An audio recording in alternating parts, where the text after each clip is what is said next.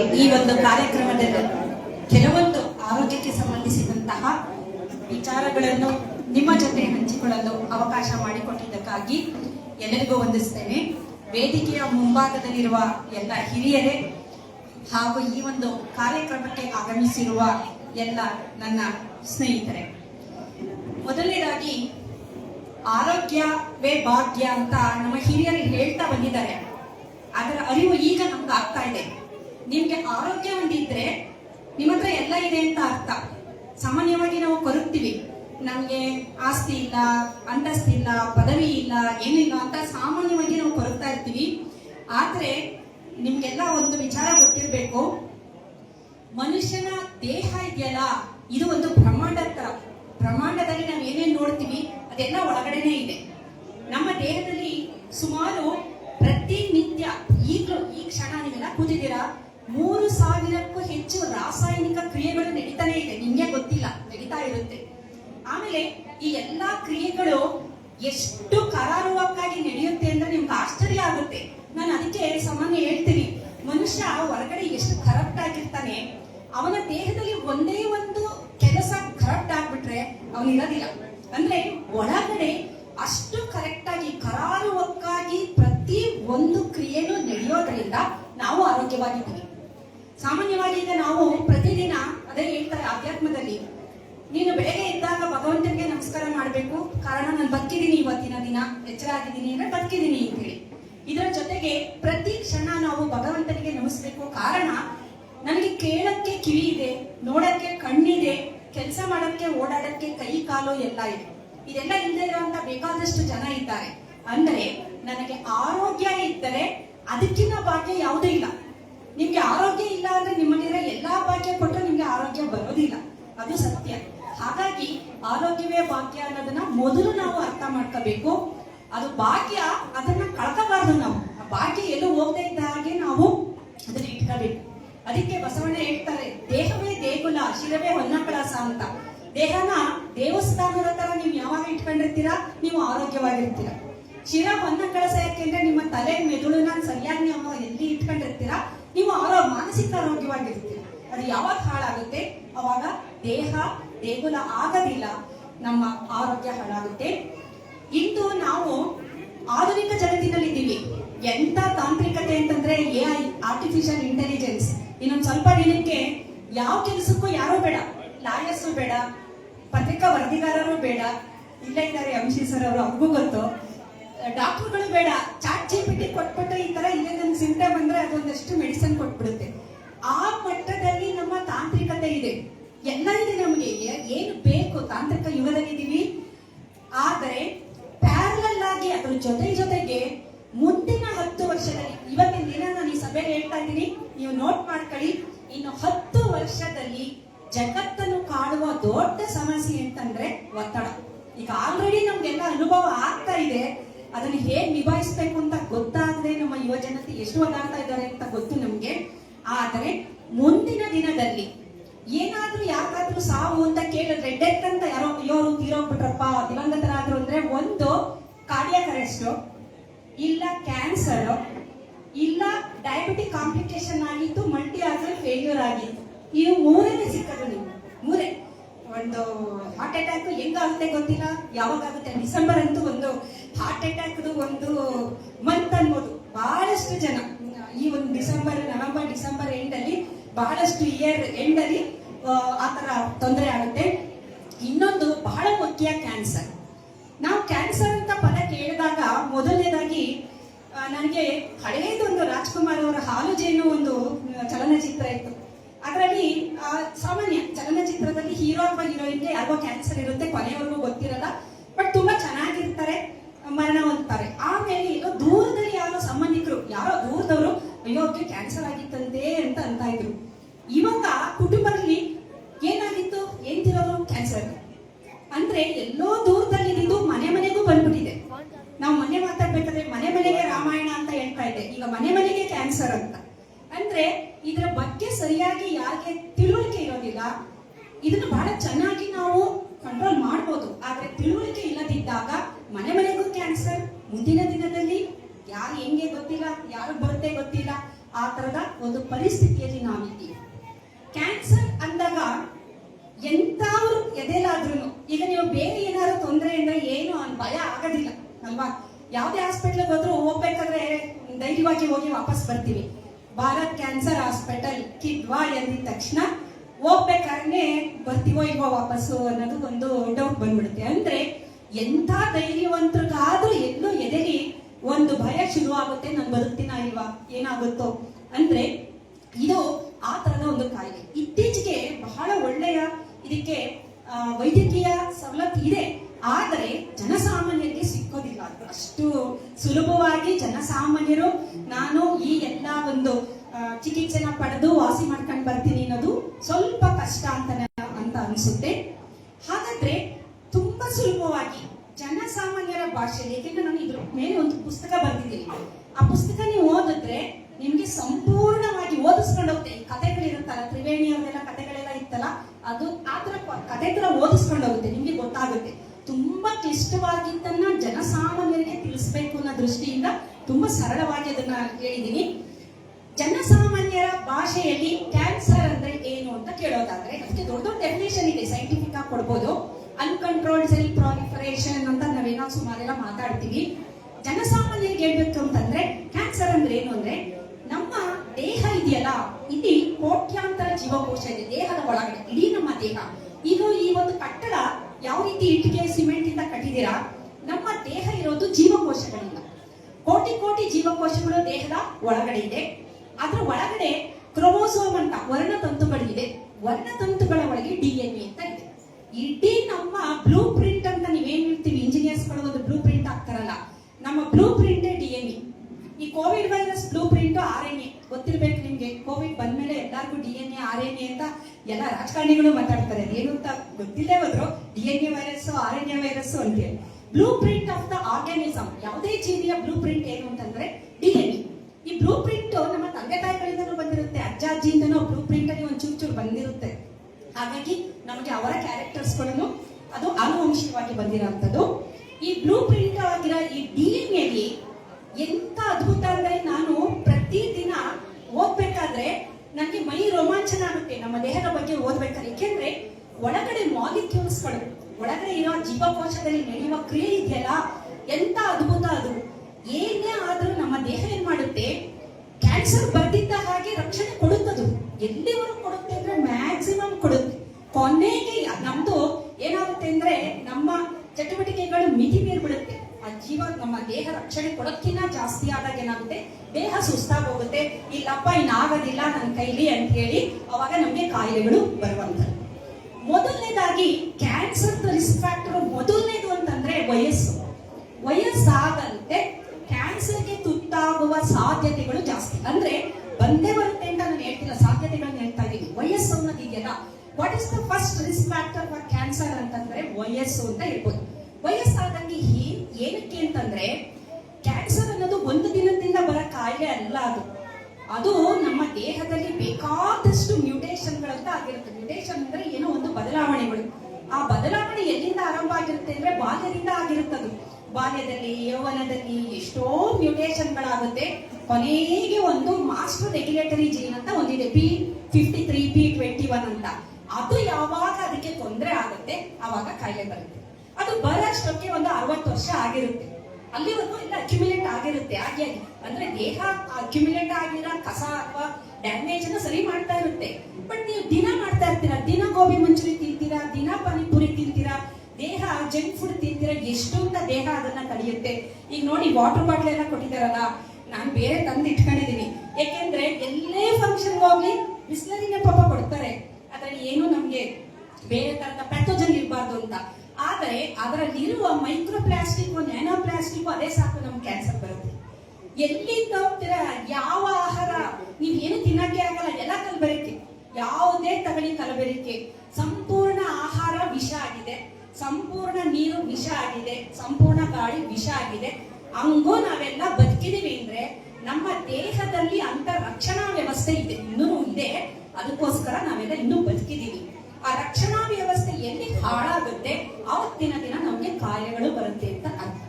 So ಮೊದಲನೇದಾಗಿ ನಾನು ಹೇಳಿದೆ, ಒಂದು ದೊಡ್ಡ ಮಾಸ್ಟರ್ ರೆಗ್ಯುಲೇಟರಿ ಜೀನ್ ಯಾವುದು, ಅದು ಮ್ಯೂಟೇಷನ್ ಆದ್ರೆ ಅಂತ. ಯಾವ ತರ ಅಂದ್ರೆ ನಮ್ಮ ಬಾರ್ಡರ್ ಅಂತ ಇಟ್ಕೊಳ್ಳಿ, ಅಲ್ಲಿವರೆಗೂ ನಮ್ಮ ಒಂದು ದೇಶಕ್ಕೆ ರಕ್ಷಣೆ ಇದೆ. ಬಾರ್ಡರ್ ಅಲ್ಲಿ ಏನಾದ್ರೂ ದೊಡ್ಡ ಒಂದು ತೊಂದರೆ ಆಗಿ ಯುದ್ಧ ಆಗಿ ಸೋತೋದಾಗ ಏನಾಗುತ್ತೆ, ಹೊರಗಡೆಯಿಂದ ಶತ್ರುಗಳು ಯಾವ ರೀತಿ ನಮ್ಮನ್ನು ಆಕ್ರಮಣ ಮಾಡ್ತಾರೆ, ಆ ರೀತಿ ಕ್ಯಾನ್ಸರ್ ಜೀವಕೋಶಗಳು ಹೆಚ್ಚಾಗಿ ದೇಹದಲ್ಲಿ ಅದು ಕ್ಯಾನ್ಸರ್ ಕಾಯಿಲೆಯನ್ನ ಉಂಟು ಮಾಡುತ್ತೆ. ಹಾಗಾದ್ರೆ ಜನಸಾಮಾನ್ಯರ ಭಾಷೆಯಲ್ಲಿ ಕ್ಯಾನ್ಸರ್ ಅಂದ್ರೆ ಏನು ಅಂದ್ರೆ, ಈ ನಮ್ಮ ಜೀವಕೋಶಗಳಿಗೆ ಹುಚ್ಚು ಹಿಡಿಯೋದು ಅಷ್ಟೇನೆ. Simple, very simple. ಜೀವಕೋಶಗಳು ಚೆನ್ನಾಗಿರುತ್ತೆ, ಅದಕ್ಕೆ ಏನಾದ್ರೂ ಹುಚ್ಚು ಇರುತ್ತೆ ಅಂದ್ರೆ ಕ್ಯಾನ್ಸರ್ ಬಂತು ಅಂತ ಅರ್ಥ. ಅದನ್ನ ಏನಾಗುತ್ತೆ, ಒಬ್ಬ ಹುಚ್ಚ ಅಂತ ಮಾನಸಿಕ ಅಸ್ವಸ್ಥ ಏನು ಅಂದ್ರೆ, ಅವನ್ ಏನ್ ಮಾಡ್ತಿರ್ತಾನೆ, ಅವನ್ ಏನ್ ಮಾಡ್ತಿದ್ದಾನೆ ಅಂತ ಗೊತ್ತಿರೋದಿಲ್ಲ ಅಷ್ಟೇ. Very simple. ಅವ್ನ್ ಎಲ್ಲಿದ್ದಾನೆ, ಅವ್ನ್ ಏನ್ ತಿಂತಿದ್ದಾನೆ, ಅವ್ನ್ ಏನ್ ಮಾಡ್ತಿದ್ದಾನೆ ಗೊತ್ತಿಲ್ಲ. ಜೀವಕೋಶಗಳಿಗೆ ಮ್ಯೂಟೇಷನ್ ಆದಾಗ ಏನ್ ಮಾಡುತ್ತೆ, ಅದೇನು ಜೀವಕೋಶ ಅದೇನ್ ಕೆಲಸ ಮಾಡ್ಬೇಕು ಅದನ್ನ ಬಿಟ್ಬಿಟ್ಟು ಬೇರೆದೆಲ್ಲ ಮಾಡುತ್ತೆ. ಅದನ್ನ ನಾವು ಕ್ಯಾನ್ಸರ್ ಅಂತ ಕರೀತೀವಿ. ಹಾಗಾದ್ರೆ $1 ಬಿಲಿಯನ್ ಕ್ವೆಶನ್ ಜಗತ್ತಿನಲ್ಲಿ ಎಲ್ಲಾ ವಿಜ್ಞಾನಿಗಳು ಬಹಳ ರಿಸರ್ಚ್ ಎಷ್ಟು ವರ್ಷದಿಂದ ನಡೀತಾ ಇದೆ. ಒಂದು $1 ಬಿಲಿಯನ್ ಕ್ವೆಶನ್ ಏನಂದ್ರೆ, ವಾಟ್ ಮೇಕ್ಸ್ ಕ್ಯಾನ್ಸರ್ ಅಂತ ಅಂತಾರೆ. ಏನು ಕ್ಯಾನ್ಸರ್ ಬರೋದಕ್ಕೆ ಮುಖ್ಯ ಕಾರಣ ನಮ್ಮ DNA ಉಂಟಾಗುವ ಬದಲಾವಣೆ ಅಷ್ಟೇ. DNA ಯಾವಾಗ ಬದಲಾವಣೆ ಆಗುತ್ತೆ ಆವಾಗ ಆ ಜೀವಕೋಶಗಳು high cellular proliferation, high differentiation ಅಂದ್ರೆ ಅದೇನ್ ಮಾಡಬೇಕು ಅದನ್ನ ಬಿಟ್ಟು ಬೇರೆ ಎಲ್ಲ ಕೆಲಸನೂ ಮಾಡ್ತಾ ಬರುತ್ತೆ. ಹಾಗಾಗಿ ಅದನ್ನ ನಾವು ಕ್ಯಾನ್ಸರ್ ಅಂತೀವಿ. ಲೇಮನ್ ಲ್ಯಾಂಗ್ವೇಜ್, ಜನಸಾಮಾನ್ಯರ ಭಾಷೆಯಲ್ಲಿ ಜೀವಕೋಶಗಳಿಗೆ ಹುಚ್ಚು ಹಿಡಿಯುವುದನ್ನ ನಾವು ಕ್ಯಾನ್ಸರ್ ಅಂತ ಕರೀತೀವಿ. ಹಾಗಾದ್ರೆ ಓಕೆ, ನೋ ಪ್ರಾಬ್ಲಮ್. ನಾನು ಸ್ವಲ್ಪ ಇಮೇಜಸ್ ಸಿಕ್ತು, ಅದಕ್ಕೋಸ್ಕರ ಅದನ್ನ ಹಾಕಿದ್ದೆ. ಇಂಗ್ಲಿಷ್ ಇದೆ, ತೊಂದರೆ ಇಲ್ಲ, ಅದು ಇದೇ ಹೋದ್ರೂ ನೋ ಪ್ರಾಬ್ಲಮ್, ವಿಲ್ ಮ್ಯಾನೇಜ್. ಹಾಗಾದ್ರೆ ಮೊದಲನೇದಾಗಿ ಈಗ ಕ್ಯಾನ್ಸರ್ ಏನಕ್ಕೆ ಆಯ್ತು ಅಂತ ನಾನು ಹೇಳ್ತೀನಿ. DNA ಒಂದು ಡ್ಯಾಮೇಜ್ ಅಂತ ಅಂದ್ವಿ, ಅದನ್ನ ಮ್ಯೂಟೇಷನ್ ಅನ್ನೋದನ್ನ ಡ್ಯಾಮೇಜ್ ಅಂತ ಅಂತೀವಿ. DNA ಅಂದ್ರೆ ಏನು ಅಂದ್ರೆ, ನಮ್ಮ ದೇಹ ಸರಿಯಾಗಿ ಕೆಲಸ ಮಾಡಬೇಕು ಅಂತ ಒಂದು ಬ್ಲೂ ಪ್ರಿಂಟ್ ಇರುತ್ತೆ. ಆ ಬ್ಲೂ ಪ್ರಿಂಟ್ ಅಲ್ಲಿ ಏನಾದ್ರೂ ಒಂದು ಮಿಸ್ಟೇಕ್ ಆಯ್ತು ಅಂತಂದ್ರೆ ಅದು ಬದಲಾವಣೆ ಆಯ್ತು, ಅದು ಬೇರೆ ತರ ಕೆಲಸ ಮಾಡೋಕ್ಕೆ ಶುರು ಆಯ್ತು. ಈಗ ಏನ್ ಕ್ಯಾನ್ಸರ್ ನ ಉಂಟು ಮಾಡುತ್ತೆ ಅಂತ ಫಸ್ಟ್ ನಾವು ತಿಳ್ಕೋಬೇಕು. ಅದು ಮೇನ್ ಬೇಕಾಗಿರೋದು ನಮ್ಗೆ, ಏನು ಕ್ಯಾನ್ಸರ್ ಏನಕ್ಕೆ ಬರುತ್ತೆ, ಅದು ಏನಕ್ಕೆ ಆಗುತ್ತೆ ಅಂತ. ಮೊದಲನೇದಾಗಿ ನಾನು ಹೇಳಿದೆ, ಇದು ವಯಸ್ಸಿಗೆ ಸಂಬಂಧಿಸಿದಂತದ್ದು. ವಯಸ್ಸಾದಾಗ ಬರುವ ಸಾಧ್ಯತೆ ಜಾಸ್ತಿ. ಇನ್ನೊಂದು ಫ್ಯಾಮಿಲಿ ಹಿಸ್ಟ್ರಿ ಅಂದ್ರೆ ಪ್ಯೂರ್ಲಿ ಜೆನೆಟಿಕ್ಸ್. ಇದು ಹೆಂಗೆ ಅಂತಂದ್ರೆ, ಅದಕ್ಕೆ ನಾವು ಹೇಳ್ತೀವಿ, ಹಿಂದಿನ ಕಾಲದಲ್ಲಿ ನಾನು ಸಾಮಾನ್ಯವಾಗಿ ಹೇಳ್ತೀನಿ, ಈಗ ನಮ್ಮ ಪೂರ್ವಜರ ಆಚರಣೆಗಳು, ಅವರ ಒಂದು ಜ್ಞಾನ ಇತ್ತಲ್ಲ, ಅದನ್ನ ಡಿಕೋಡ್ ಮಾಡ್ತಾ ಇಲ್ಲ ನಾವು. ಅದಕ್ಕೆ ಏನಾಗ್ತಾ ಇದೆ, ಇನ್ನು ನಾವು ಅದನ್ನೆಲ್ಲ ಒಂದು ಮೂಢಾಚರಣೆ ಅದು ಇದು ಅಂತ ಅಂತೀವಿ ಹೊರತು ಅದನ್ನ ಸರಿಯಾಗಿ ಡಿಕೋಡ್ ಮಾಡುವಂತಹ ಶಕ್ತಿ ನಮ್ಗಿಲ್ಲ. ಅವರೆಲ್ಲ ಆಚರಣೆಗಳು ಮಾಡ್ಕೊಂಡ್ ಬಂದಿದ್ರಲ್ಲ, ಅದ್ರಲ್ಲಿ ಎಲ್ಲಾದ್ರಲ್ಲೂ ಒಂದು ವೈಜ್ಞಾನಿಕತೆ ಇತ್ತು. ಮೊದಲನೇದಾಗಿ ನಿಮ್ಗೆ ಗೊತ್ತಿರ್ಬೋದು, ವಂಶಾವಳಿಯಿಂದ ಮೊದಲೆಲ್ಲ ವಂಶಾವಳಿ ಅಂತೆಲ್ಲ ಬರಿತಾ ಇದ್ರು. ಅದರಲ್ಲಿ ನಿಮ್ಮ ವಂಶನ, ನಿಮ್ಮ ತಂದೆ ತಾಯಿ, ಅವರ ತಂದೆ ತಾಯಿನ ಸುಮ್ಮನೆ ನಿಮ್ಮ ಫ್ಯಾಮಿಲಿಲಿ ನೋಡಿ, ನಿಮ್ಗೆ ಯಾವ ಕಾಯಿಲೆ ಬರುತ್ತೆ ಅಂತ ನೀವೇ ಹೇಳ್ಬಿಡ್ಬೋದು. ಒಂದು ಫ್ಯಾಮಿಲಿನ ಅಬ್ಸರ್ವ್ ಮಾಡಿದ್ರೆ, ತಂದೆ ತಾಯಿಗೆ ಡಯಾಬಿಟಿಕ್ ಇತ್ತು ಅಂದ್ರೆ ನಿಮಗೆ ಬರುವ ಸಾಧ್ಯತೆ ತುಂಬಾ ಜಾಸ್ತಿ.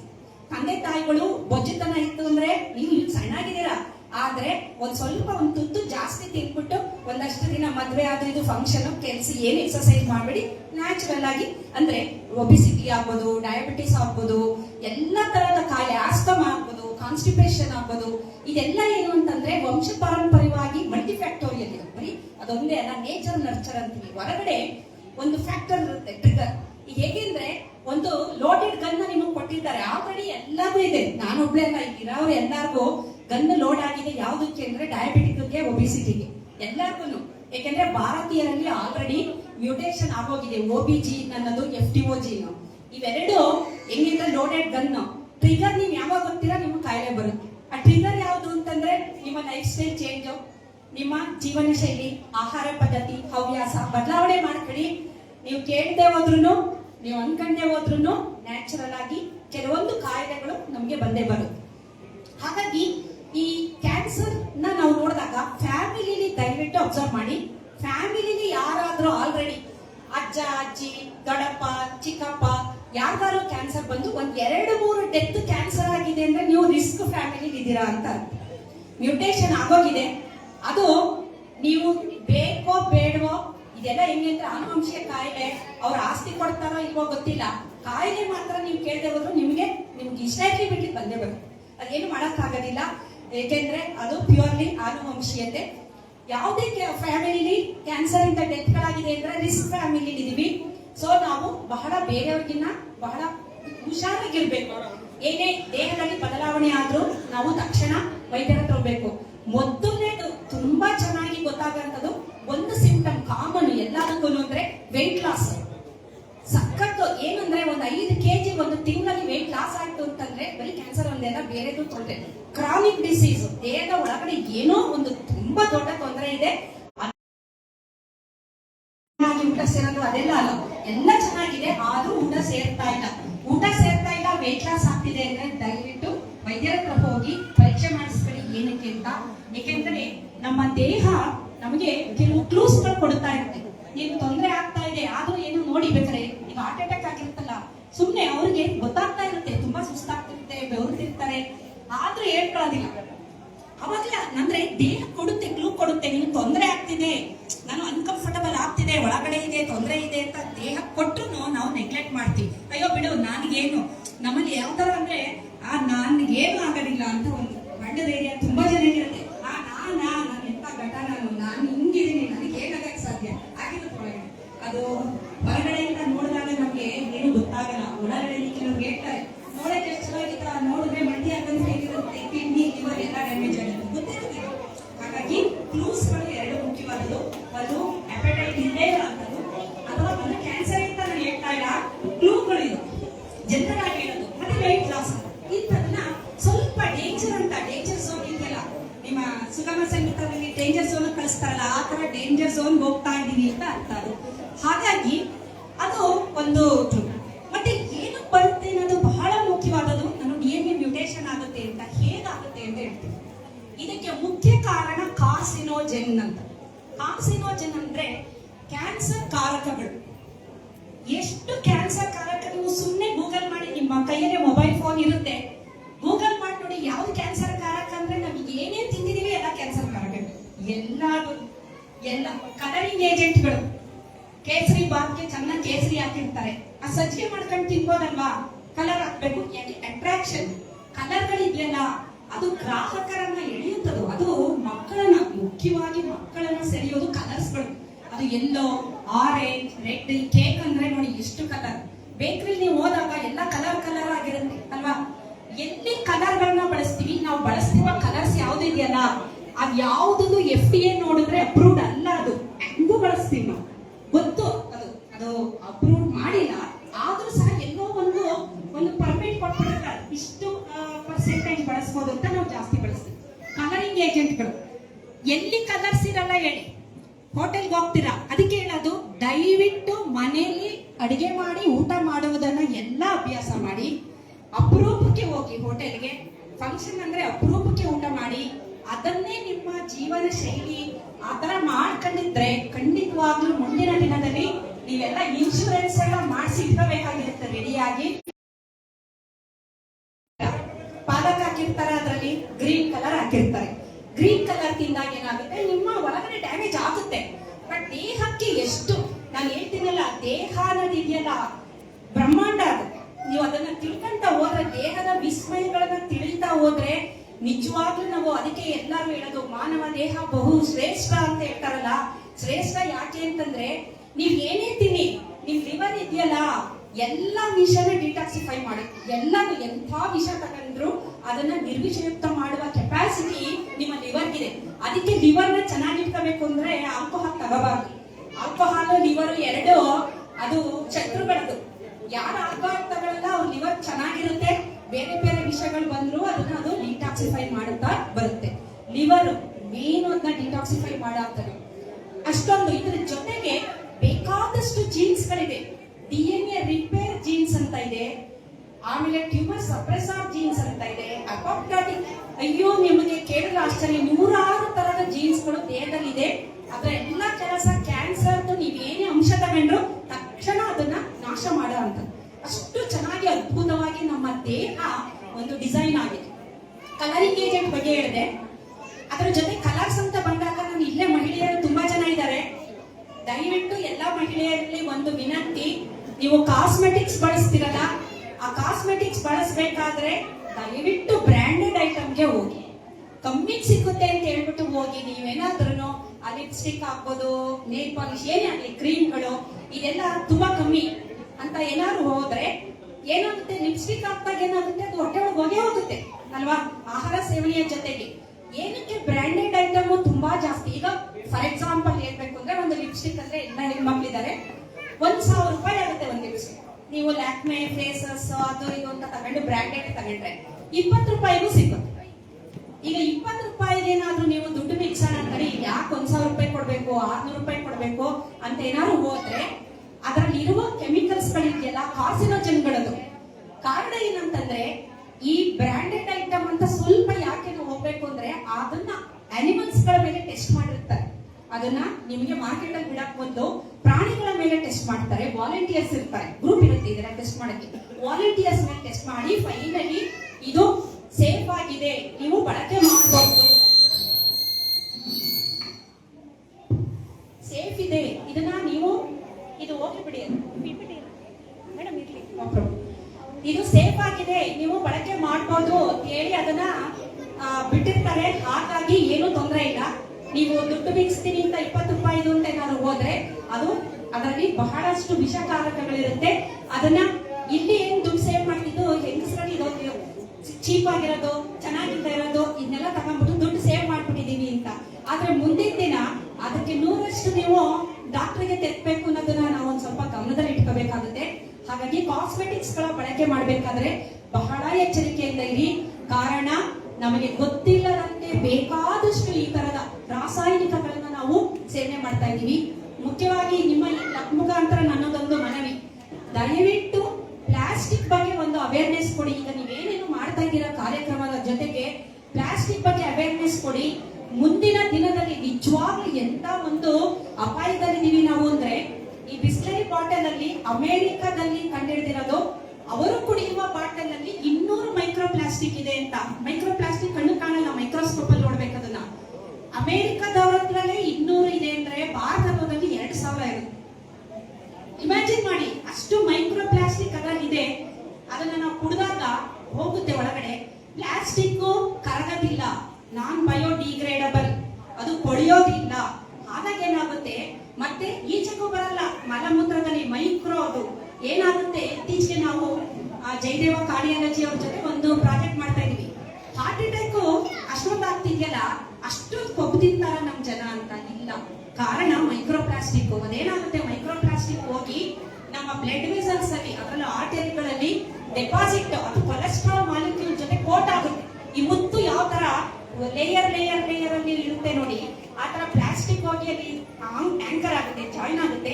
ಅದರ ಮೇಲೆ ಕೊಲೆಸ್ಟ್ರಾಲ್ಗಳು ಮುತ್ತಿನ ಒಂದೊಂದು ಪದರದ ತರ ಹೋಗಿ ಜಾಯಿನ್ ಆಗಿ ಪ್ಲೇಟ್ಸ್ ಗಳು ಫಾರ್ಮ್ ಆಗುತ್ತೆ.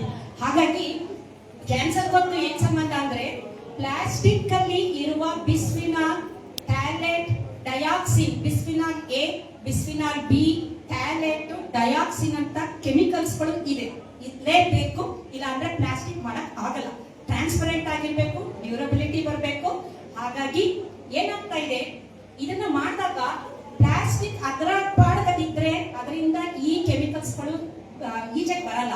ನಾವೇನ್ ಮಾಡ್ತೀವಿ, ಪ್ಲಾಸ್ಟಿಕ್ ಕವರ್ ಅಲ್ಲಿ ಸಾಂಬಾರಂತೆ, ರಸಮ್, ಕೆಲವರು ಟೀ, ಕಾಫಿ ಏನೇನೆಲ್ಲ ಅದ್ರೊಳಗೆ ಹಾಕ್ತಾರಲ್ವಾ, ಬಿಸಿ ತಾದಾಗ ಏನಾಗುತ್ತೆ, ಅದರಲ್ಲಿರುವ ರಾಸಾಯನಿಕಗಳೆಲ್ಲ ಆಹಾರದಲ್ಲಿ ಸೇರ್ಕೊಳ್ಳುತ್ತೆ. ಅದನ್ನ ನಾವು ಕುಡಿತಾ ಇದೀವಿ, ಸೇವಿಸ್ತಾ ಇದೀವಿ. ಆ ಕೆಮಿಕಲ್ಸ್ ಗಳೇನಾಗುತ್ತೆ, ನಮ್ಮ DNA ನ ಡ್ಯಾಮೇಜ್ ಮಾಡ್ತಾ ಇದೆ. ಮ್ಯೂಟೇಷನ್ ದೇಹದ ಒಳಗಡೆ ಹೆಂಗಸರ ಎಸ್ಟ್ರೋಜನ್ ಹಾರ್ಮೋನುಗಳನ್ನ ಪ್ಲಾಸ್ಟಿಕ್ ಅಲ್ಲಿರುವ ಕೆಮಿಕಲ್ಸ್ ಗಳು ಅದರ ತರ ಕೆಲಸ ಮಾಡುತ್ತೆ.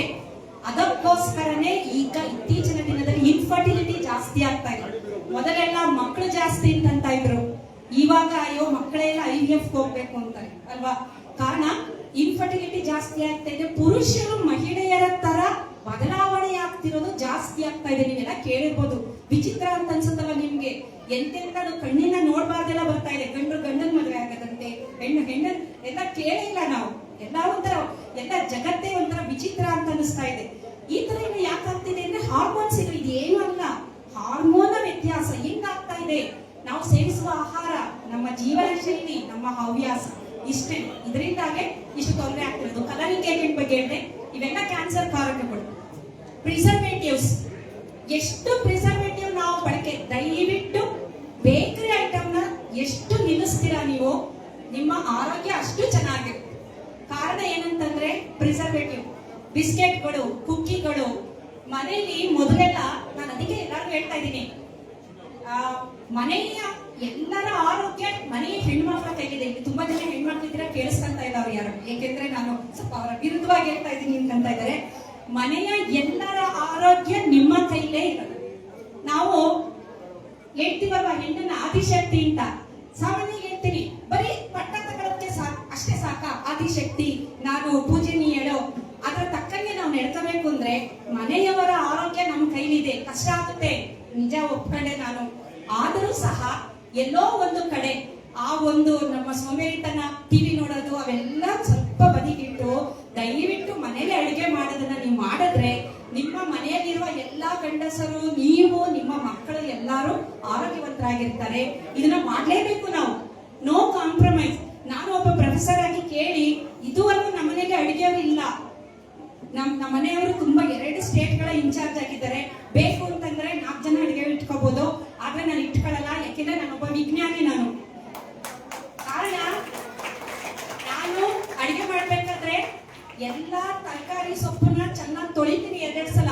ಅದ್ರ ಮೇಲಿರುವ ಕೀಟನಾಶಕಗಳು ಎಲ್ಲ ಹೋಗ್ಬೇಕು. ಇಲ್ಲ ಅದನ್ನ ತಿಂದ್ರೆ ನನ್ನ ಮಕ್ಕಳು, ನನ್ನ ಗಂಡ ಎಲ್ಲರೂ ಕಾಯಿಲೆ ಬರುತ್ತೆ. ತೊಳಿತೀನಿ. ಆಮೇಲೆ ಒಳ್ಳೆದನ್ನ ಚೆನ್ನಾಗಿರೋದನ್ನ ತರ್ತೀನಿ ನಾನು. ಅದ್ರ ಜೊತೆಗೆ ಅಡಿಗೆ ಮಾಡ್ಬೇಕಾದ್ರೆ ಬರೀ ಅಡಿಗೆ ಅಲ್ಲ, ಅದೊಂದು ದೇವರ ಒಂದು ಪೂಜೆ ತರ ಅದು ಅಡಿಗೆ ಅನ್ನೋದು. ಅಡಿಗೆ ಮನೆ ಬರೀ ಅಡಿಗೆ ಮನೆ ಅಲ್ಲ, ದೇವಸ್ಥಾನ ಅದು. ನೀವು ಚಾಮುಂಡಿ ಬೆಟ್ಟಕ್ಕೆ ಹೋಗ್ತಿರೋ ಬಿಡ್ತಿರೋ, ಆದ್ರೆ ನಿಮ್ಮ ಮನೆಯಲ್ಲಿ ದೇವಸ್ಥಾನ ಮಾಡ್ಕೊಳ್ಳಿ. ಅಡಿಗೆ ಮನೆನ ಪ್ರೀತಿಯಿಂದ ಮಾಡಿ. ಆಧ್ಯಾತ್ಮದಲ್ಲಿ ಹೇಳ್ತಾರೆ, ನಿಮ್ಮ ಮನಸ್ಸಿನ ಭಾವನೆಗಳನ್ನ ನೀವು ಅದಕ್ಕೆ ನೋಡಿ. ದೊಡ್ಡ ಸಾಧಕರು, ಕೆಲವು ಋಷಿ ಮುನಿಗಳು ಬೇರೆಯವ್ರಿಗೆ ಕೊಟ್ಟಿದ್ದನ್ನ ಆಹಾರ ಸೇವನೆ ಮಾಡಲ್ಲ ಅವರು. ಕಾರಣ ಬೇರೆ ತರ ಅಲ್ಲ, ಒಂದು ಬೇರೆ, ಅವರು ಬೇರೆ ಜಾತಿ, ಬೇರೆ ಧರ್ಮ ಅಲ್ಲ. ನೀವು ಅಡುಗೆ ಮಾಡ್ಬೇಕಾದ್ರೆ ಭಾವನೆಗಳನ್ನ ಬೆರೆಸಿ ಮಾಡಿಟ್ಟಿರ್ತೀರ. ನಿಮ್ಮ ಕೆಲಸದವ್ರು ಅಡುಗೆ ಮಾಡ್ಬೇಕಾದ್ರೆ ನಿಮಗೆ ಬೈಕಣೆ ಮಾಡಿರ್ತಾಳೆ. ಯಾವ ಕೆಲಸದವಳು ಖುಷಿಯಾಗಿ ನೀವು ಚೆನ್ನಾಗಿರಿ ಅಂತ ಮಾಡಿರಲ್ಲ.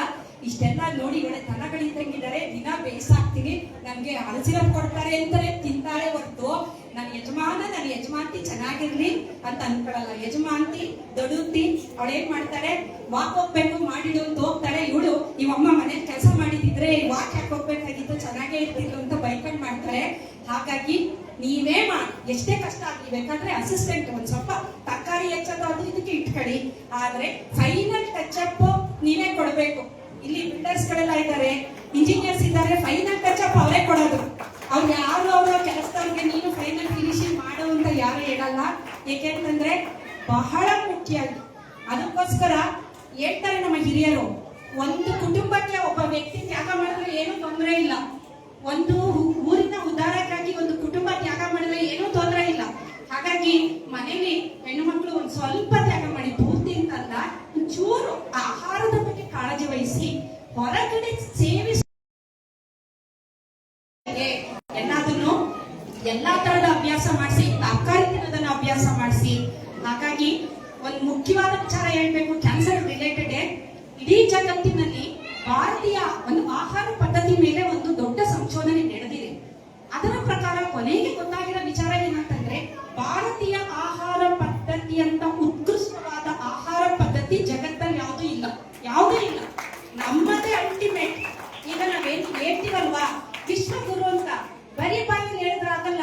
ಸೈಂಟಿಫಿಕ್ ಆಗಿ ನಾನು ಪ್ರೂವ್ ಮಾಡ್ಬೇಕು ನಾನು ವಿಶ್ವಗುರು ಅಂತ ಅಲ್ವಾ. ಧ್ಯಾನದ ಬಗ್ಗೆ ಒಂದು ವಿಡಿಯೋ ಮಾಡಿದ್ದೆ ನಾನು, ಪ್ಯೂರ್ಲಿ ಸೈಂಟಿಫಿಕ್. ಪ್ಯೂರ್ಲಿ ಅಂತಂದ್ರೆ ಮಾಲಿಕ್ಯುಲರ್ ಲೆವೆಲ್, DNA ಲೆವೆಲ್ ಏನೇನಾಗುತ್ತೆ ಅನ್ನೋದ್ರ ಬಗ್ಗೆ ಅದು ಹೇಳದ ಹೊರತು ಯಾರು ಕೇಳಲ್ಲ. ಸುಮ್ಮನೆ ಧ್ಯಾನ ಮಾಡಿ ಅಂದ್ರೆ ನಾನು ಯಾಕೆ ಮಾಡ್ಲಿ ಅಂತಾರೆ. ನೋಡು, ನಿಮ್ಗೆ ಇಷ್ಟೆಲ್ಲ ಅನುಕೂಲ ಆಗುತ್ತೆ ಅಂದ್ರೆ ಮಾಡ್ತಾರ. ಅವಾಗ ಅದನ್ನ ನಾವ್ ಹೇಳ್ಬೇಕು. ನಮ್ಮ ಹಿರಿಯರು ಕೊಟ್ಟಿರೋದನ್ನ ಸುಮ್ಮನೆ ಕೊಟ್ಟಿದ್ದಾರೆ ಅವರು. ಡಿಕೋಡ್ ಮಾಡಿ, ನೀವು ಬುದ್ಧಿವಂತರಲ್ವಾ, ಎಲ್ಲ ಪ್ರೊಫೆಸರ್ಸ್, ಇಂಜಿನಿಯರ್ಸ್, ಡಾಕ್ಟರ್ಗಳು, ಡಿಕೋಡ್ ಮಾಡಿ ಅವ್ರು ಏನ್ ಹೇಳಿದ್ದಾರೆ ಅಂತ ಜನ ತಿಳಿಸಿ. ಇಲ್ಲಿ ಅಡಿಗೆ ನಾನು ಏನು ಕೊಟ್ಟೆ ಅಂತಂದ್ರೆ, ಕೀಟನಾಶಕ, ಅದು ಪೆಸ್ಟಿಸೈಡ್, ಹರ್ಬಿಸೈಡ್, ಫಂಗಿಸೈಡ್ ಆಗಿ ಇದು ಎಲ್ಲ ಕೆಮಿಕಲ್ಸ್, ಇದೆಲ್ಲ ಇರೋಂತ ಆಹಾರನ ನೀವು ಹೋಟೆಲ್ ಅಲ್ಲಿ ಹೋಗಿ ತಿಂದ್ರೆ ದೇಹ, ಅದು ಆ ದೇಹ ಏನಾಗುತ್ತೆ. ಈಗ ದ್ರಾಕ್ಷಿ ಅಂತ ಅದ್ಭುತವಾದ ಯಾವುದು ಇಲ್ಲ. ನಾನೆಲ್ಲರೂ ಹೇಳ್ತೀನಿ, ದ್ರಾಕ್ಷಿ ಇದೆಯಲ್ಲ, ಅದರಲ್ಲಿ ಬೀಜ ಇರುತ್ತೆ ನೋಡಿ, ಬೀಜ ಸಮೇತ ದ್ರಾಕ್ಷಿ ತಿನ್ಬೇಕು. ರೆಸ್ವೆರಿಟ್ರಾಲ್ ಅಂತ ಒಂದು ಅಂಶ ಇದೆ. ರೆಸ್ವೆರಿಟ್ರಾಲ್ ಅನ್ನೋದು ಆಂಟಿ ಏಜಿಂಗ್, ಆಂಟಿ ಕ್ಯಾನ್ಸರಸ್ ಎಲ್ಲದು. ದ್ರಾಕ್ಷಿ ಆಂಟಿ ಕ್ಯಾನ್ಸರಸ್. ಯಾವಾಗ ಮನೆ ತಂದು ಚೆನ್ನಾಗಿ ತೊಳೆದು ಅದ್ರ ಮೇಲಿರೋ ವೈಟ್ ಕೋಟೆನ ನೀವು ಉಪ್ಪು ಹಾಕಿ ನೆನೆಸಿ ತೊಳೆದು ತಿಂದ್ರೆ ಅದು ಆಂಟಿ ಕ್ಯಾನ್ಸರಸ್. ನೀವು ಹೊರಗಡೆ ಹೋಗಿ ದ್ರಾಕ್ಷಾರಸ ನೀವು ಜ್ಯೂಸ್ ನ ಕುಡಿದ್ರೆ ಅದೇ ಕ್ಯಾನ್ಸರಸ್. ಗೊತ್ತಾಗ್ತಿದ್ಯಾ ನಿಮ್ಗೆ? ಅರ್ಥ ಆಗ್ತಿಲ್ಲ. ಜನ ಏನಂತಾರೆ, ತರಕಾರಿ ತಿನ್ನಿ, ಹಣ್ಣು ತಿನ್ನಿ, ಎಂತ ತಿನ್ಬೇಕು ಅದು ಮುಖ್ಯ ಅಲ್ವಾ? ನೀವು ಗೋಬಿ ಮಂಚೂರಿ, ಈಗ ಅದೆಲ್ಲ ಕಾಲಿಫ್ಲವರ್, ಕ್ಯಾಬೇಜ್, ಬ್ರಾಕೋಲಿ ಅಂತೆಲ್ಲ ಇದೆಯಲ್ಲ, ಆ ಗುಂಪಿಗೆ ಸೇರಿದೆಲ್ಲ ಆಂಟಿ ಕ್ಯಾನ್ಸರ್ಸ್. ತುಂಬಾ ಸ್ಟ್ರಾಂಗ್ ಆಗಿ ಆಂಟಿ ಕ್ಯಾನ್ಸರ್ಸ್, ಕ್ಯಾನ್ಸರ್ ಬರ್ತಿದ್ದಾಗೆ ತಡೆಗಟ್ಟುತ್ತೆ ನಿಜ. ಆದ್ರೆ ನಾವೇನ್ ಮಾಡ್ತೀವಿ, ಹೊರಗಡೆ ಗೋಬಿ ಮಂಚೂರಿ ಆ ತರದ್ದೆಲ್ಲ ತಿಂತೀವಿ. ಅಲ್ಲೇನಾಗಿರುತ್ತೆ, ಅವರು ಈ ಕಾಲಿಫ್ಲವರ್ ನ DDT ತೆತ್ತಿರ್ತಾರೆ, ಹುಳ ಬರ್ತಿರುತ್ತೆ ಅಂತ. ಆಮೇಲೆ ಹೊರಗಡೆ ಏನ್ ಮಾಡ್ತಾರೆ, ಏನು ಚೆನ್ನಾಗಿ ಕ್ಲೀನ್ ಮಾಡ್ತಾರ. ಕಮರ್ಷಿಯಲ್ ನೀವು ಯೋಚನೆ ಮಾಡಿ, ಮನೆಯಲ್ಲಿ ಪ್ರೀತಿಯಿಂದ ಮಾಡಿರ್ತಾರೆ, ಹೊರಗಡೆ ದುಡ್ಡುಗೋಸ್ಕರ ಮಾಡಿರ್ತಾರೆ. ಹೌದು, ಏನು ತಪ್ಪಿಲ್ಲ. ಹಾಗಾಗಿ ಈ ರೀತಿ ನಾವು ನಾನಾ ರೀತಿಯ ಪ್ರಿಸರ್ವೇಟಿವ್ಸ್, ನಾನು ಮಕ್ಕಳಿಗೆ ಹೇಳ್ತೀನಿ, ಸುಮ್ಮನೆ ಒಂದು ಫಸ್ಟ್ ರ್ಯಾಂಕ್ ರಾಜು ಅಂತ ಮೂವಿ ನೋಡಿದಿರಲ್ವಾ, ಕೆಲವ್ರಿಗೆ ಏನು ಅಂತಂದ್ರೆ ಬರೀ ನಾಲೆಡ್ಜ್ ಇರುತ್ತೆ, ಅದನ್ನ ಯಾವ ರೀತಿ ಹೊರಗಡೆ ತೋರಿಸ್ಕೋಬೇಕು, ವ್ಯವಹಾರ ಜ್ಞಾನ ಇರಲ್ಲ. ನಮ್ಮ ಮಕ್ಕಳಿಗೆ ಬುದ್ಧಿವಂತರು ಅಂದ್ರೆ ವ್ಯವಹಾರ ಜ್ಞಾನ ಇಲ್ಲ. ಈಗ ಎಲ್ಲರಿಗೂ ಒಂದು ಪ್ರಶ್ನೆ, ಇಲ್ಲಿರೋ ಆಡಿಯನ್ಸ್ಗೆ, ತರಕಾರಿ ತರಬೇಕಾದ್ರೆ ತಾವು ಯಾವ ರೀತಿ ತರಕಾರಿ ತರಬೇಕು ಅನ್ನೋದ್ರ ಮೇಲೆ ನಿಮ್ಗೆಲ್ಲ ನಾವೊಂದು ಬಹುಮಾನನ ಕೊಡ್ತೀವಿ.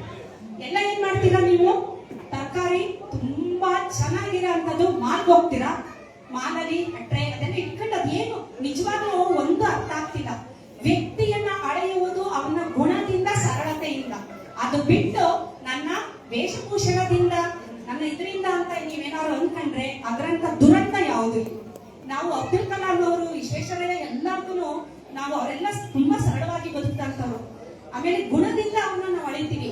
ಆದ್ರೆ ನಾನು ಮಾಲ್ಗೆ ಹೋದ್ರೆ, ನಾನು ಅಲ್ಲಿ ತಂದ್ರೆ ಮಾತ್ರ ನನ್ನದು ಏನೋ ಒಂದು ಸ್ಟೇಟಸ್ ಮೇಲೆ ಹೋಗುತ್ತೆ ಅಂತ ಏನಾದ್ರು ನೀವು ಅನ್ಕೊಂಡ್ರೆ ನೀವ್ ಅನ್ಕೋಬಹುದು, ಆದ್ರೆ ಅದನ್ನ ಯಾರು ಅನ್ಕೊಂಡಿರೋದಿಲ್ಲ ಅಷ್ಟೇ.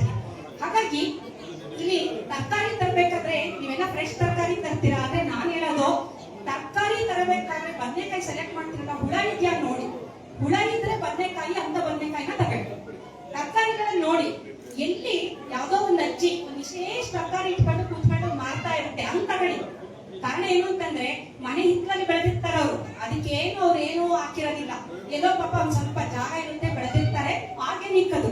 ನಾವು ಅದು ಮಾಡಲ್ಲ, ಅಜ್ಜಿ ಹತ್ರ ಹೋಗಿ ಚೌಕಾಸಿ ಮಾಡಿ ಪಾಪ ಕೊನೆಗದು ಇನ್ನೇನು ಮಾಡಕ್ಕಾಗದೆ ನೀ ಕೇಳಿದ ರೇಟ್ಗೆ ಕೊಟ್ಟು ಹೋಗುತ್ತೆ. ಹೊಟ್ಟೆನೂ ಉಳಿಸ್ಕೊಂಡು ಚೆನ್ನಾಗಿರೋ ತರಕಾರಿ ತರ್ತೀವಿ.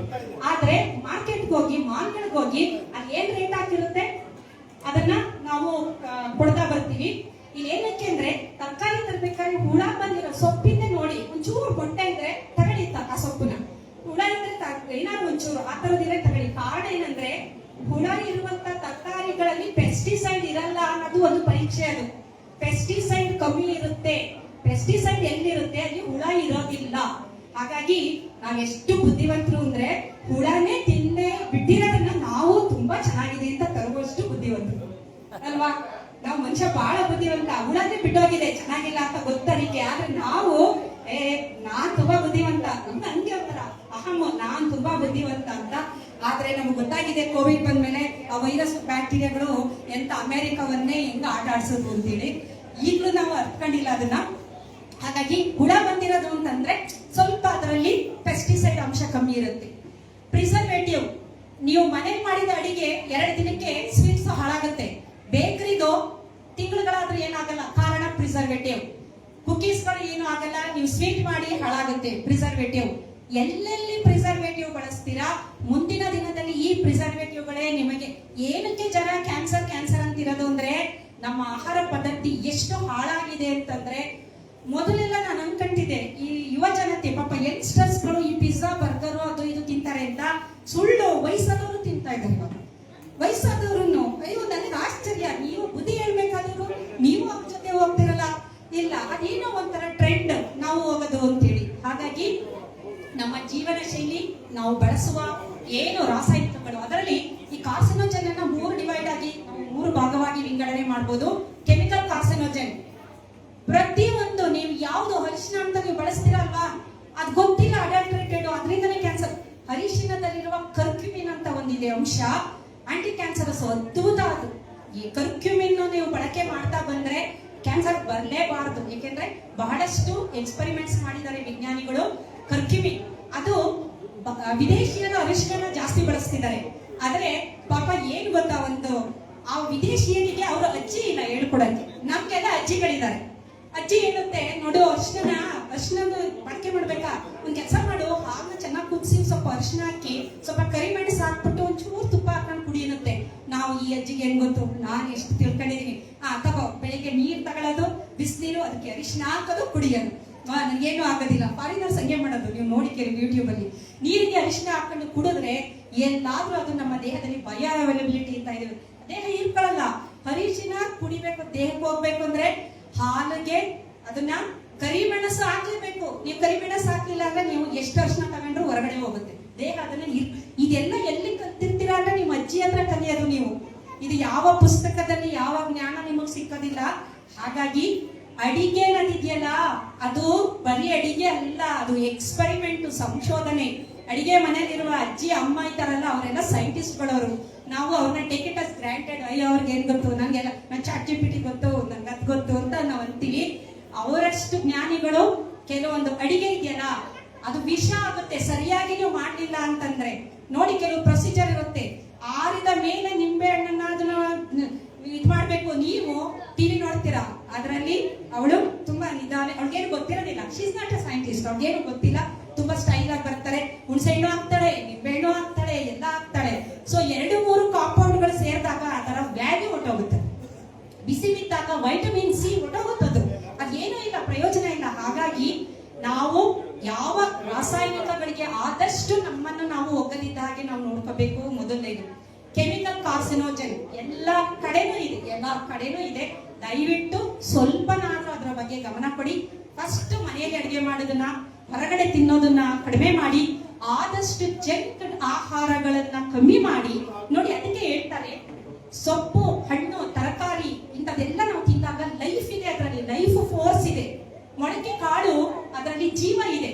ಅದೇ ನಿಮ್ಮ ಬಿಸ್ಕೆಟ್ ಅಲ್ಲಿ ಜೀವ ಇದೆಯಾ? ಜೀವ ಇಲ್ಲ, ಅದರಲ್ಲಿ ಜೀವದ ಸತ್ವ ಇಲ್ಲ.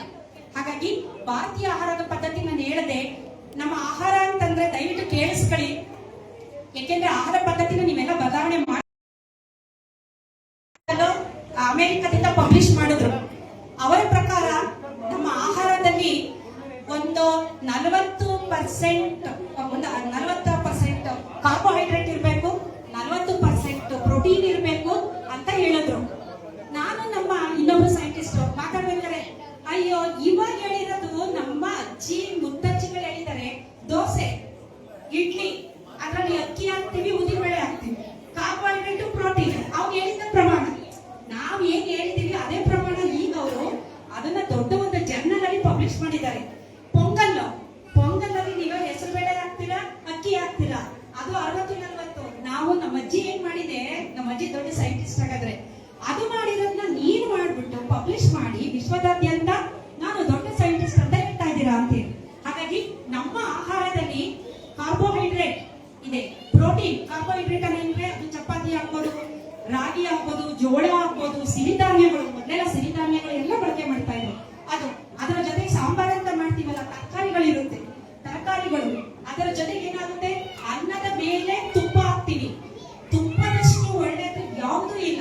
ಆದ್ರೆ ಇವಾಗ ಏನಂತಂದ್ರೆ, ತುಪ್ಪ ತಿಂದ್ರೆ ದಪ್ಪ ಆಗ್ತಾರೆ, ಅದ್ ಬಿಟ್ಬಿಟ್ಟು ಎಲ್ಲ ತಿನ್ನ, ತುಪ್ಪ ತಿನ್ನಲ್ಲ. ತುಪ್ಪ ತಿಂದ್ರೆ ಇದು ದಪ್ಪ, ಅದು ಹೋಗ್ಬಿಟ್ಟು ಚಿಪ್ಸ್ ಅಂತೆ ಅದು ಇದು ಎಲ್ಲ ತಿಂತೀವಿ. ಸೊ ತುಪ್ಪ ಹಾಕ್ತಾರೆ. ಅದ್ರ ಜೊತೆಗೆ ಒಂದು ಸಲಾಡ್ ಅಂದ್ರೆ ಕೋಸಂಬರಿ ಅಂತೀವಲ್ಲ, ಅದು ಒಂದು ಪಲ್ಯ, ಇದೆಲ್ಲ ಇರುತ್ತೆ. ಜೊತೆಗೆ ಉಪ್ಪಿನಕಾಯಿ ಇರುತ್ತೆ. ಪ್ರೋಬಯಾಟಿಕ್ ಎಂತ ಅದ್ಭುತ ಅಂದ್ರೆ, ನಿಜವಾಗ್ಲೂ ನನಗೆ ನಮ್ದನ್ನ ನೋಡ್ತಾ ಯಾವಾಗ್ಲೂ ನನ್ಗೆ ಎಷ್ಟು ಸಂತೋಷ ಪಡ್ತೀನಿ ಅಂದ್ರೆ, ನಿಜವಾಗ್ಲೂ ಹೆಮ್ಮೆ ಅನ್ಸುತ್ತೆ. ನಾನ್ ಭಾರತದವಳು, ನಮ್ಮ ಹಿರಿಯರಿಗೆ ಇಂಥ ಜ್ಞಾನ ಇತ್ತಲ್ಲ ಅಂತ ಹೆಮ್ಮೆ ಆಗುತ್ತೆ ನಮ್ಗೆ. ಪ್ರೋಬಯಾಟಿಕ್ ಅದು ಉಪ್ಪಿನಕಾಯಿ. ಆಮೇಲೆ ಮೊಸರನ್ನ ಇಲ್ಲದೆ ಯಾರು ಊಟ ಇದ್ದೇಳೋದೇ ಇಲ್ಲ ನಮ್ಮ ಭಾರತೀಯರಲ್ಲಿ. ಮೊಸರನ್ನ, ಅದು ಪ್ರೋಬಯಾಟಿಕ್. ಅದು ಎಷ್ಟು ಚೆನ್ನಾಗಿದೆ ಅಂದ್ರೆ, ನಮ್ಮ ಗಟ್ ಮೈಕ್ರೋಬ್ಸ್ ಅಂತಿದೆ, ಕರುಳಿನಲ್ಲಿರುವ ಮೈಕ್ರೋಬ್ಗಳು, ಅದು ಎಷ್ಟು ಚೆನ್ನಾಗಿರುತ್ತೆ, ನಾವು ಅಷ್ಟು ಚೆನ್ನಾಗಿರುತ್ತೆ. ದೇಹದ ಒಳಗಡೆ ಕೋಟಿ ಬ್ಯಾಕ್ಟೀರಿಯಾ ಇದೆ. ಮೇಲೆಲ್ಲ ನಾವು ಚೆನ್ನಾಗಿ ಡ್ರೆಸ್ ಮಾಡ್ಕೊಂಡು ಕ್ಲೀನ್ ಆಗಿದೀವಿ. ಒಳಗಡೆ ಹೋದ್ರೆ ಅದು ಅದೇ ಬ್ರಹ್ಮಾಂಡ ಅಂತ. ನಮ್ಮದಕ್ಕೆ ಬ್ರಹ್ಮಾಂಡ ಅಂತ. ಒಳಗಡೆ ಜೀವಿಗಳಿದ್ದಾವೆ, ಬೇಕಾದಷ್ಟು ಬ್ಯಾಕ್ಟೀರಿಯಾಗಳು, ವೈರಸ್ಗಳು ಬೇಕಾದಷ್ಟು ಇದೆ. ಹಾಗಾಗಿ ಆಹಾರದಲ್ಲಿ ಇದರ ಜೊತೆ ನಮ್ಮ ಅಡಿಗೆಗೆ ಅರಿಶಿನ ಬಳಸ್ತೀವಿ, ಸ್ಪೈಸ್ ಬಳಸ್ತೀವಿ. ಸ್ಪೈಸಸ್ ಅಂದ್ರೆ ಲವಂಗ, ಚಕ್ಕೆ, ಏಲಕ್ಕಿ, ಎಲ್ಲಾ ತರದ್ದು ಪುದೀನ ಬಳಸ್ತೀವಿ, ಕೊತ್ತಂಬರಿ ಸೊಪ್ಪು ಬಳಸ್ತೀವಿ. ಕರಿಬೇವಿನ ಸೊಪ್ಪಿಲ್ಲ ಯಾವ ಒಗ್ಗರಣೆನೂ ಆಗೋದಿಲ್ಲ. ಎಲ್ಲ ಅದ್ಭುತವಾದ ಆಂಟಿ ಕ್ಯಾನ್ಸರಸ್ ಏಜೆಂಟ್ಗಳು. ಆಂಟಿ ಕ್ಯಾನ್ಸರಸ್ ಅಂದ್ರೆ ಕ್ಯಾನ್ಸರ್ ಬರದೇ ಇದ್ದ ಹಾಗೆ. ಇಂಗು ಬಳಸ್ತೀವಿ, ಮೆಂತ್ಯ ಬಳಸ್ತೀವಿ. ಎಷ್ಟು ಅದ್ಭುತ ಅಂದ್ರೆ ನಮ್ಮಂತ ಅಡಿಗೆ ನಮ್ಮಲ್ಲಿ ನಿಜವಾಗಿ ಹೇಳ್ಬೇಕು ಅಂದ್ರೆ ತುಂಬಾ ಚೆನ್ನಾಗಿದೆ. ಆದ್ರೆ ಬಿಡ್ತಾ ಇದೀವಿ, ಅದಕ್ಕೋಸ್ಕರ ನಮ್ಗೆ ಈ ಎಲ್ಲ ತೊಂದರೆಗಳು ಬರ್ತಾ ಇರೋದು. ಇದು ಆಹಾರದ ಬಗ್ಗೆ ದಯವಿಟ್ಟು ಇನ್ನಾರು ತಿಳ್ಕೊಳ್ಳಿ. ನಮ್ಮ ಆಹಾರ ಅದ್ಭುತ, ಅದಕ್ಕೆ ಸ್ಟಿಕ್ ಆನ್ ಆಗಿ ಏನೂ ಇಲ್ಲ. ನೀವು ಪಿಜ್ಜಾ ಬರ್ಗರ್ ತಿಂದಿದ ತಕ್ಷಣ ನಮ್ಮನ್ನ ದೊಡ್ಡ ಮನುಷ್ಯ ಅಂತ ಯಾರು ಅನ್ನಲ್ಲ. ನಮ್ಮ ತನನ, ನಮ್ಮ ಬೇರನ್ನ ನಾವು ಗಟ್ಟಿ ಮಾಡ್ಕೊಳ್ಳದ ಹೊರತು ಮುಂದಿನ ದಿನದಲ್ಲಿ ಆರೋಗ್ಯಕ್ಕೆ ಸಂಬಂಧಿಸಿದಂತ ನಾನಾ ತೊಂದರೆಗಳು ಖಂಡಿತವಾಗ್ಲೂ ಕಟ್ಟಿಟ್ಟ ಬುತ್ತಿ ಅಂತ ಹೇಳ್ಬೋದು.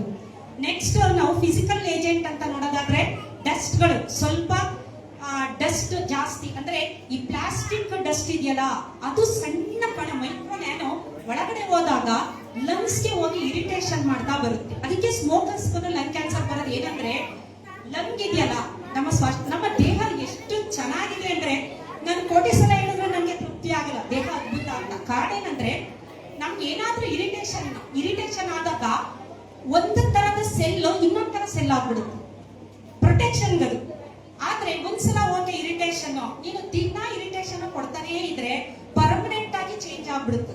ಚೇಂಜ್ ಆದಾಗ ಅದೇ ಕ್ಯಾನ್ಸರ್ ಆಗಂತದ್ದು. ಹಾಗಾಗಿ ಲಂಗ್ ಕ್ಯಾನ್ಸರ್ ಬರೋಂಥದ್ದು ಕೆಲವರು ಹೇಳ್ತಾರೆ, ಹೆಂಗೆ ಜಸ್ಟಿಫಿಕೇಶನ್ ನನ್ಗೆ ಹೇಳಿದ್ದಾರೆ ಕೆಲವರು, ಮೇಡಮ್ ನೀವು ಲಂಗ್ ಕ್ಯಾನ್ಸರ್ ಬಂದ್ಬಿಡುತ್ತೆ ಸ್ಮೋಕರ್ಸ್ಗೆ ಅಂತೀರಾ. ಪಾಪ ನನ್ನ ಫ್ರೆಂಡ್ ಅವ್ನ ಜೀವನದಲ್ಲಿ ಸ್ಮೋಕು ಮಾಡಿಲ್ಲ, ಡ್ರಿಂಕ್ಸು ಮಾಡಿಲ್ಲ, ಪಾಪ ಕ್ಯಾನ್ಸರ್ ಬಂದು ಹೋದ ಅಂತ. ಎಕ್ಸೆಪ್ಷನಲ್ ಕೇಸ್ ಹೇಳ್ಬೇಡಿ, ಆದ್ರೆ ಮೆಜಾರಿಟಿನ ನಾವು ತಗೊಳ್ಳೋದಾದ್ರೆ ಲಂಗ್ ಕ್ಯಾನ್ಸರ್ ಬಂದಿರುವಂತಹ ವ್ಯಕ್ತಿಗಳು ಸಾಮಾನ್ಯ ಧೂಮಪಾನ ಮಾಡ್ತಾರೆ, ಇಲ್ಲ ಪ್ಯಾಸಿವ್ ಸ್ಮೋಕರ್ ಆಗಿರ್ತಾರೆ. ಫ್ರೆಂಡ್ ಮಾಡ್ತಾ ಇರ್ತಾನೆ, ಇವನ್ ಪಕ್ಕದಲ್ಲೇ ಕೂತಿರ್ತಾನೆ, ದಿನಾ ಅದನ್ನ ತಗೊಂಡ್ರೆ ಅದು ಡೇಂಜರಸ್. ಅಥವಾ ಗುಟ್ಕಾ ಹಾಕೋದು, ಪಾರ್ಪರಾಗ ಹಾಕೋದು, ಈ ತರ ಟೊಬ್ಯಾಕೊ, ಹೊಗೆ ಸೊಪ್ಪನ್ನ ಸೇವನೆ ಮಾಡಿದಾಗ ಬರುವಂತ ಸಾಧ್ಯತೆ ತುಂಬಾ ಜಾಸ್ತಿ. ಫಿಸಿಕಲ್ ಏಜೆಂಟ್ ಹೇಳಿದೆ. ಇತ್ತೀಚೆಗೆ ಬಹಳ ಅದ್ಭುತ ಅಂದ್ರೆ ಕಾಸ್ಮೆಟಿಕ್ ಸರ್ಜರಿ ಅಂತ ಒಂದು ಬಂದ್ಬಿಟ್ಟಿದೆ. ಕಾಸ್ಮೆಟಿಕ್ ಭಗವಂತ ನಮ್ಮನ್ನ ಚೆನ್ನಾಗಿ ಕಳಿಸಿರ್ತಾನೆ. ಕ್ಯಾನ್ಸರ್ಗೆ ತುತ್ತಾಗಿ ಬಹಳಷ್ಟು ಜನ ತುತ್ತಾಗಿದ್ದಾರೆ. ವೆಸ್ಟರ್ನರ್ಸ್ಗೆ ಅರ್ಥ ಆಗಿದೆ. ಇವಾಗೆಲ್ಲ ಅವರು ಹೊಸದೊಂದು ಬಂದ್ಬಿಟ್ಟಿದೆ ಪಾಲಿಸಿ. ನೀವು ಪಾಶ್ಚಿಮಾತ್ಯ ಮಿನಿಮಲಿಸಮ್ ಅಂತ. ಮಿನಿಮಲಿಸಮ್ ಅಂದ್ರೆ ಬಹಳ ಕಮ್ಮಿ ಇದರಲ್ಲಿ ನಾವು ಬದುಕೋದು. ನಾನು ಅದೇ ಅಂದೆ, ಅಯ್ಯೋ ನೀವ್ ಇದನ್ನ ಏನ್ ಹೇಳೋದು, ನಮ್ಮಲ್ಲಿ ಸಾಧುಗಳು ಸಂತರು ಅವರೆಲ್ಲ ಹಂಗೆ ಇದ್ದಿದ್ದು, ಒಂದ್ ಜೋಳಿಗೆ ಇರ್ತಿತ್ತು, ಒಂದ್ ತಟ್ಟೆ ಇರ್ತಿತ್ತು, ಒಂದ್ ಕಮಂಡಲ. ಮಿನಿಮಲಿಸಮ್ ಅಂದ್ರೆ ಅದನ್ನೇ ಅಂತ. ಬಹಳ ಕಮ್ಮಿ ಇದರಲ್ಲಿ ಸೋರ್ಸಲ್ಲಿ ಬದುಕೋದು, ಅದ್ಭುತವಾಗಿ ಬದುಕೋದು ಅಂತ ತೋರಿಸಿದ್ದಾರೆ. ಹಾಗಾಗಿ ಫಿಸಿಕಲ್ ಏಜೆಂಟ್ ಇದರ ಜೊತೆಗೆ ದಯವಿಟ್ಟು ಎಲ್ಲರೂ ಅರ್ಥ ಮಾಡ್ಕೊಳ್ಳಿ. ಎಲೆಕ್ಟ್ರಾನಿಕ್ ಗ್ಯಾಜೆಟ್ಸ್ ನೀವು ಎಷ್ಟು ಬಳಕೆ ಮಾಡ್ತೀರಾ, ನಿಮ್ಮ ದೇಹ ಅಷ್ಟು ನಿಮ್ಮ ಒಂದು ವೈಬ್ರೇಷನ್ ಏನಿದೆ. ಈಗ ಕ್ವಾಂಟಮ್ ಫಿಸಿಕ್ಸ್ ಅಂತ ಇದೆ, ಬಹಳ ಇದ್ರ ಬಗ್ಗೆ ಎಂತ ರಿಸರ್ಚ್ ನಡೀತಾ ಇದೆ ಅಂದ್ರೆ ಕ್ವಾಂಟಮ್ ಫಿಸಿಕ್ಸ್. ಸಾಮಾನ್ಯವಾಗಿ ನೋಡಿ ಏನಕ್ಕೆ ಬರ್ತೀನಿ ಅಂದ್ರೆ ಅದು ಫಿಸಿಕಲ್ ಏಜೆಂಟ್ ಬರುತ್ತದು. ಕ್ವಾಂಟಮ್ ಫಿಸಿಕ್ಸ್ ಅಲ್ಲಿ ಏನ್ ಹೇಳುತ್ತೆ ಅಂದ್ರೆ, ನಮ್ಮ ದೇಹದಲ್ಲಿ ನಾವು ಈ ವಿಶ್ವಶಕ್ತಿ ಅಥವಾ ಯೂನಿವರ್ಸ್ ಜೊತೆ ಯಾವ ರೀತಿ ಕನೆಕ್ಟ್ ಆಗ್ತೀವಿ ಅಂದ್ರೆ ವೈಬ್ರೇಷನ್, ಫ್ರೀಕ್ವೆನ್ಸಿ, ಎನರ್ಜಿ. ನಮ್ಮ ದೇಹ ಜೀವಕೋಶ ಈ ಟೇಬಲ್ ಇದೆಯಲ್ಲ, ಇದರಲ್ಲೂ ಎನರ್ಜಿ ಇದೆ. ಈಗ ನಾವು ಆಯುಧ ಪೂಜೆಲಿ ನಮ್ಮ ಎಲ್ಲ ವೆಹಿಕಲ್ ಗಳಿಗೆ ಪೂಜೆ ಮಾಡ್ತೀವಿ, ಗೊತ್ತಿಲ್ಲ ಯಾಕೆ ಮಾಡ್ತೀವಿ ಅಂತ ಸುಮ್ಮನೆ ಮಾಡ್ತೀವಿ. ಆದ್ರೆ ಕಾರಣ ಅದರಲ್ಲಿ ವೈಬ್ರೇಷನ್ ಇರುತ್ತೆ. ಎಷ್ಟೊಂದು ಜನ ನೋಡಿ ಒಂದ್ ವೆಹಿಕಲ್ ಇಟ್ಕೊಂಡಿರ್ತಾರೆ, ಲೈಫ್ ಟೈಮ್ ಅಲ್ಲಿ ಅವ್ರಿಗೆ ಒಂದು ಆಕ್ಸಿಡೆಂಟ್ ಆಗಿರೋದು, ಒಂದು ಸ್ಕ್ರಾಚ್ ಆಗಿರೋದಿಲ್ಲ. ಕಾರಣ ಆ ಇಂಟಿಮೆಸಿ ಇರುತ್ತೆ ನಮ್ಗೆ ಅದ್ರ ಜೊತೆ. ನನ್ನ ಕಾರು, ನನ್ನ ವೆಹಿಕಲ್, ಕಾರಣ ಅದು ಒಂದು ವೈಬ್ರೇಷನ್. ಇಲ್ಲಿ ಆ ಎನರ್ಜಿನ ನಾವು ಕಮ್ಮಿ ಮಾಡ್ತಾ ಇದೀವಿ. ಯಾವ ರೀತಿ ಅಂತ ಅಂದ್ರೆ ಎಲೆಕ್ಟ್ರಾನಿಕ್ ಗ್ಯಾಜೆಟ್ಸ್, ಮೊಬೈಲ್ ಫೋನ್.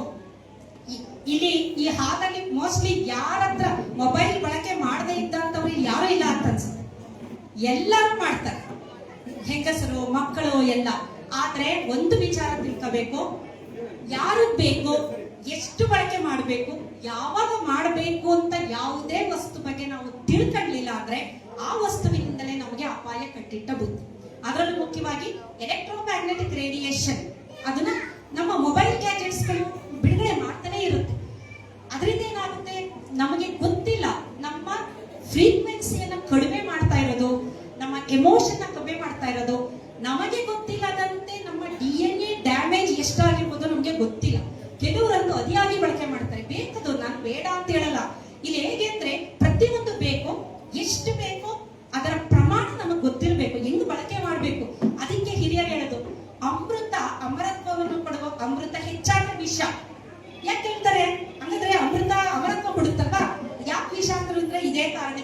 ಯಾವುದೇ ಆಗ್ಲಿ ನೀವು ಅತಿಯಾಗಿ ಬಳಕೆ ಮಾಡ್ತಾ ಬಂದ್ರೆ ಖಂಡಿತವಾಗ್ಲೂ ಅದರಿಂದ ಅದು ವಿಷನೇ ಆಗುತ್ತೆ. ಗ್ಲೂಕೋಸ್ ನಮ್ಗೆ ಎನರ್ಜಿ ಕೊಡುತ್ತೆ. ಗ್ಲೂಕೋಸ್ ಚೆನ್ನಾಗಿ ಜಾಸ್ತಿ ಆದ್ರೆ ರಕ್ತದಲ್ಲಿದ್ರೆ ಡಯಾಬಿಟಿಕ್ ಅದೇನೆ. ಗ್ಲೂಕೋಸ್ ಗ್ಲೈಕೋಜನ್ ಕನ್ವರ್ಟ್ ಆಗೋದಿಲ್ಲ, ಇನ್ಸುಲಿನ್ ಇಲ್ಲ ನಮ್ಮ ದೇಹದಲ್ಲಿ. ಹಾಗಾಗಿ ಈ ಎಲೆಕ್ಟ್ರೋಮ್ಯಾಗ್ನೆಟಿಕ್ ರೇಡಿಯೇಷನ್ ಬದಲಿ ಇದೆಯಲ್ಲ, ಲ್ಯಾಪ್ಟಾಪ್ಗಳ ಬಳಕೆ ಸದಾ ಅದು ನಿಜವಾಗ್ಲೂ ನಿಮ್ಗೆ ಗೊತ್ತಿಲ್ಲ. ಇವತ್ತಿನ ದಿನ ನಾವೆಲ್ಲ ಸ್ವಲ್ಪ ವಯಸ್ಸಿನ ಇದಾಗಿದ್ದೀವಿ. ಮಕ್ಕಳುಗಳಿಗೆ ಕೊಡ್ತಾರೆ, ಮಕ್ಕಳಿಗೆ ಫೋನ್ ಕೊಡೋದು, ಅದು ಅಳ್ತಾ ಇದೆಯಾ ಗೇಮ್ ಹಾಕೊಟ್ಬಿಡು, ಅದು ಅಳ್ತಾ ಇದೆಯಾ ಲ್ಯಾಪ್ಟಾಪ್ ಕೊಟ್ಬಿಡು, ಅದು ಊಟ ಮಾಡ್ತಿಲ್ವಾ ಅದನ್ನ ಹಾಕ್ಬಿಟ್ಟು ಊಟ ಮಾಡಿಸು. ಏನಿದು ನಿಮ್ದು ನಿಜವಾಗ್ಲೂ ಅರ್ಥ ಆಗ್ತಿಲ್ಲ. ಏನ್ ಮಾಡ್ತಾ ಇದ್ದೀರಾ ನಿಮ್ಮ ಮಕ್ಕಳನ್ನ ನೀವು? ಆ ಮಕ್ಕಳನ್ನ ನೀವೇ ತಂದೆ ತಾಯಿನೇ ಸಾಯಿಸ್ತಾ ಇದ್ದಾರೆ. ನ್ಯೂರಾನಲ್ ಡೆವಲಪ್ಮೆಂಟ್ ನೀವು ಮಕ್ಕಳಿಗೆ ಮೊಬೈಲ್ ಕೊಟ್ರೆ 0 ಇಂದ 7 ವರ್ಷದವರೆಗೂ ಮಗುವಿಗೆ ಪ್ರತಿ ಕ್ಷಣ ಪ್ರತಿ ಸೆಕೆಂಡಿಗೆ 7,000 ನ್ಯೂರಾನ್ ಡೆವಲಪ್ ಆಗ್ತಾ ಇದೆ. ನಿಮ್ಮ ಮಗು ಜೀನಿಯಸ್. ಆ ಜೀನಿಯಸ್ ನ ತಗೊಂಡೋಗಿ ನೀವು ಮೆಂಟಲಿ ಚಾಲೆಂಜ್ ನೀವು ಮಾಡ್ತಾ ಇದ್ದೀರಾ. ಕಾರಣ ಮೊಬೈಲ್ ಕೊಡ್ತಾ ಇದ್ದೀರಾ, ಲ್ಯಾಪ್ಟಾಪ್ ಕೊಡ್ತಾ ಇದ್ದೀರಾ. ನಿಜವಾಗ್ಲೂ ನಾನು ಸುಮಾರು ಜನ ತಂದೆ ತಾಯಿ ಹೇಳಿದ್ದೀನಿ, ನೋಡಿ ನಿಮ್ಗೆ ನೋಡ್ಕೊಳಕ್ಕಾಗಲ್ಲ ಅಂದ್ರೆ ಮಕ್ಕಳೇ ಬೇಡ, ಸುಮ್ಮನೆ ಬಿಡಿ ಆರಾಮಾಗಿ. ಆ ಮಗುಗೆ ಯಾಕೆ ಹುಟ್ಟಂತ ಜೀನಿಯಸ್ ಮಗುನ ತಗೊಂಡೋಗಿ ಡಬ್ ಮಾಡ್ತಿದ್ದೀರಲ್ಲ ಮೊಬೈಲ್, ಅದೊಳಗೆ ಮೊಬೈಲ್ ಕೊಟ್ಬಿಡು. ಕಾರಣ ಸೈರಣೆ ಇಲ್ಲ, ತಾಳ್ಮೆ ಇಲ್ಲ, ಸುಧಾರಿಸ್ಕೋಬೇಕು ಅಂತಿಲ್ಲ. ಮನೇಲಿ ನೋಡ್ಕೊಳಕ್ಕೆ ವಯಸ್ಸಾದವರು ಅಂತ ಇಲ್ವೇ ಇಲ್ಲ ಬಿಡಿ, ಅವರೆಲ್ಲ ಕಳಿಸ್ಬಿಟ್ಟಿರ್ತಾರೆ, ಇವರು ಯಾರು ಇರೋದಿಲ್ಲ. ಸೊ ಹೀಗಾಗಿ ಎಲೆಕ್ಟ್ರಾನಿಕ್ ಗ್ಯಾಜೆಟ್ಸ್ ಗಳಿಂದ ಬರುವ ಎಮಿಟ್ ಆಗುವ ರೇಡಿಯೇಷನ್ ಗಳಿಂದನೂ ಕ್ಯಾನ್ಸರ್ ಬರುತ್ತೆ.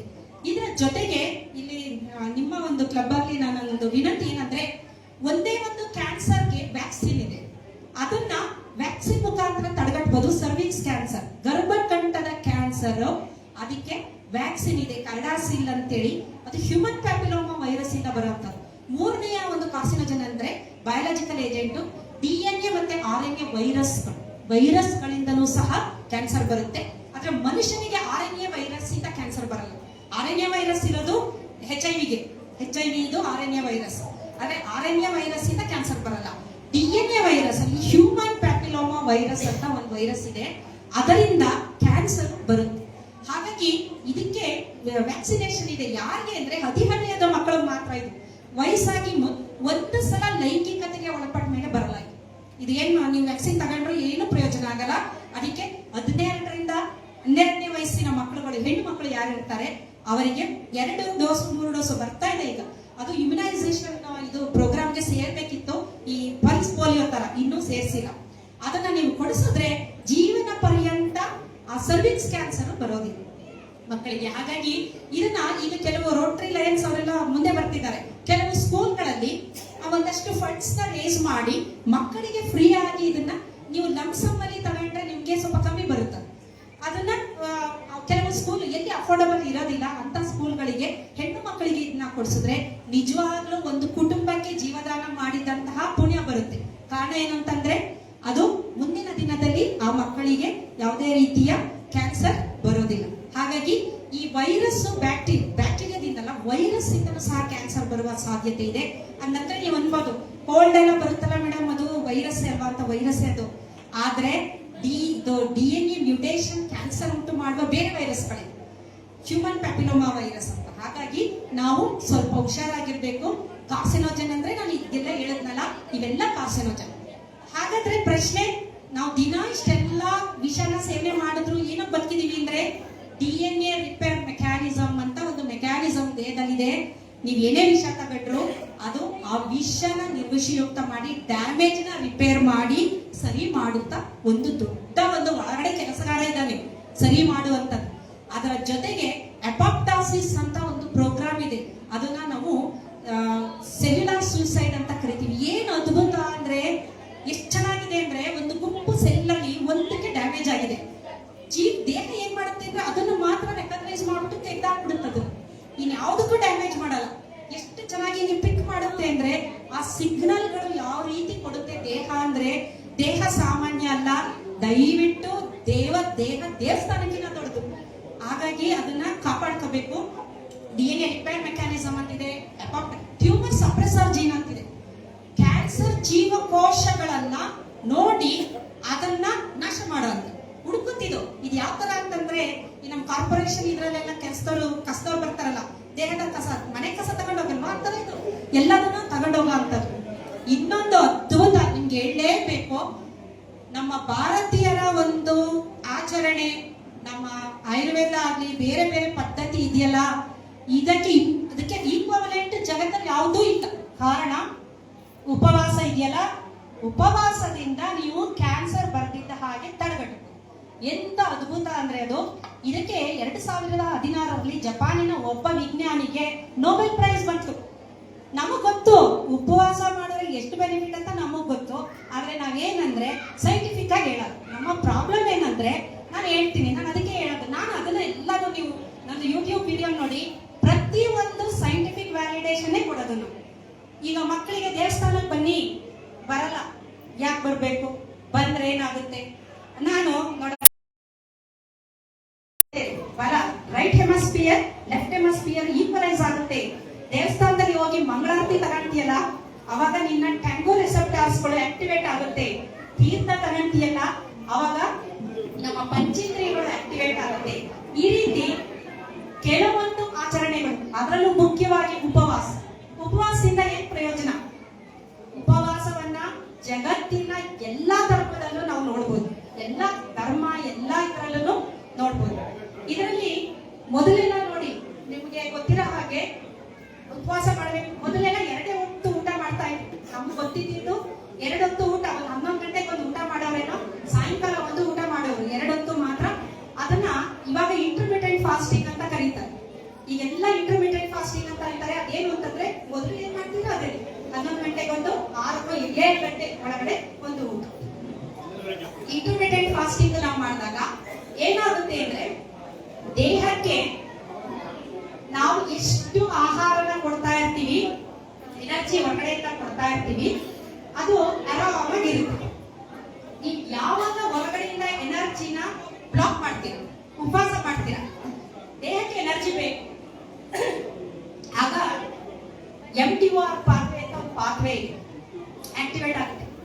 ಅದು ಆಕ್ಟಿವೇಟ್ ಆದ್ರೆ AMPK ಪಾತ್ರೆ ಅಂತಿದೆ, ಆಕ್ಟಿವೇಟ್ ಆಗುತ್ತೆ. ಅದೇನ್ ಮಾಡುತ್ತೆ, ಆಟೋಫೇಜಿ ಅಂತ ಒಂದು ಕೆಮಿಕಲ್ ರಿಯಾಕ್ಷನ್ ದೇಹದಲ್ಲಿ ಮಾಡುತ್ತೆ. ಆಟೋಫೇಜಿ ಅಂದ್ರೆ ಹುಡುಕುತ್ತದು ಇದು ಆಟೋಫೇಜಿ ಯಾವ ತರ ಅಂದ್ರೆ, ಒಂದು ಜೀಪ್ ಇದೆ ಅಂತ ಇಟ್ಕೊಳ್ಳಿ ನೀವು, ಜೀಪ್ ಅದು ಈಗ ಓಡ್ತಾ ಇಲ್ಲ, ಹಾಳಾಗಿ ನಿಂತಿದೆ. ನೀವು ಅದನ್ನ ಗುಜರಿಗೆ ಹಾಕ್ತಾರೆ, ಅದೇನ್ ಮಾಡ್ತಾನೆ, ಅದನ್ನೆಲ್ಲ ಬಿಚ್ಚಿಬಿಟ್ಟು ಒಳಗಡೆ ಇರೋ ಚೆನ್ನಾಗಿರೋ ಪಾರ್ಟ್ಸ್ ರೀಯೂಸ್ ಮಾಡ್ತಾರಲ್ಲ, ಅದೇ ಪ್ರೊಸೆಸ್ ಆಟೋಫೇಜಿ.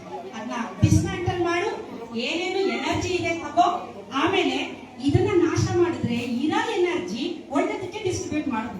ಫಾರ್ ಎಕ್ಸಾಂಪಲ್, ಒಂದಷ್ಟು ಜನ ಇದ್ದಾರೆ, ಯಾವ್ದೋ ಒಂದು ಬೀಮ್ಗಳು ಸಿಗಾಕೊಂಡಿದ್ದಾರೆ, ಫುಡ್ ಸ್ವಲ್ಪ ಇದೆ ಅಂದಾಗ ಯಾರಿಗೆ ಆಹಾರ ಕೊಡ್ಬೇಕು ಅಂತಂದ್ರೆ, ಯಾರು ಚೆನ್ನಾಗಿದಾರೋ ಅವ್ರಿಗೆ ಕೊಟ್ಟು ಅವ್ರನ್ನ ಬದುಕಿಸ್ತಾರೆ ಅಲ್ವಾ? ಶಕುನಿ ಕತೆ ತರ ಇತ್ತು. ಅವ್ರಿಗೆ ಶಕುನಿನ ಅವರೆಲ್ಲ ಅಣ್ಣ ತಗೊಂಡಿರ್ನ ಜೈಲಿಗೆ ಹಾಕ್ದಾಗ ಎಷ್ಟೋ ಒಂದು ಆಹಾರ ಕೊಟ್ಟಂತೆ, ಮನೆಗೆ ಎಲ್ಲ ಶಕುನಿಗೆ ಅದನ್ನ ತಿನ್ನಿಸ್ಬಿಟ್ಟು ಅವರೆಲ್ಲ ತಿನ್ನೋರು. ಇದು ಅದೇ ತರ ಆಟೋಫೇಜಿ. ಕಮ್ಮಿ ಇದ್ದಾಗ ರಿಸೋರ್ಸಸ್ ದೇಹ ಏನ್ ಮಾಡುತ್ತೆ, ಯಾವುದು ವೀಕ್ ಇರುತ್ತೆ ಅದರಿಂದ ಎನರ್ಜಿನ ತಗೊಂಡು ದೇಹದ ಎಲ್ಲಾ ಭಾಗಗಳು ಕೊಡುತ್ತೆ. ಆಟೋಫೇಜಿ ಅನ್ನೋದು ಒಂದು ಅದ್ಭುತ. ನಿಮ್ಗೆ ಬೊಜ್ಜುತನ ಬರಲ್ಲ, ಥೈರಾಯ್ಡ್ ಬರಲ್ಲ, ಯಾವ ಕಾಯಿಲೆನೂ ಬರಲ್ಲ. ಫಾಸ್ಟಿಂಗ್ ಮಾಡ್ಬೇಕು. ಮೊದಲು ನಮ್ಗೆ ಫಾಸ್ಟಿಂಗ್ ಮಾಡಕ್ ಆಗಲ್ಲ, ಉಪವಾಸ ಮಾಡಕ್ ಆಗಲ್ಲ ಅಂತ ನಮ್ ಹಿರಿಯರು ಏನ್ ಮಾಡಿದ್ರು, ದೇವ್ರ ಹೆಸರಲ್ಲಿ ಮಾಡ್ಬಿಟ್ರು.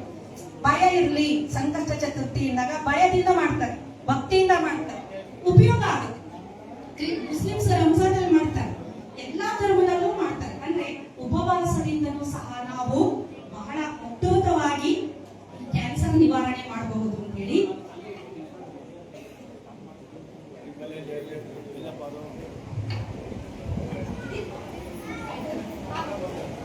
ಹಾಗಾಗಿ ನಾನು ಸುಮ್ಮನೆ ಕೆಲವು ಇಮೇಜಸ್ ತೋರಿಸ್ತೀನಿ.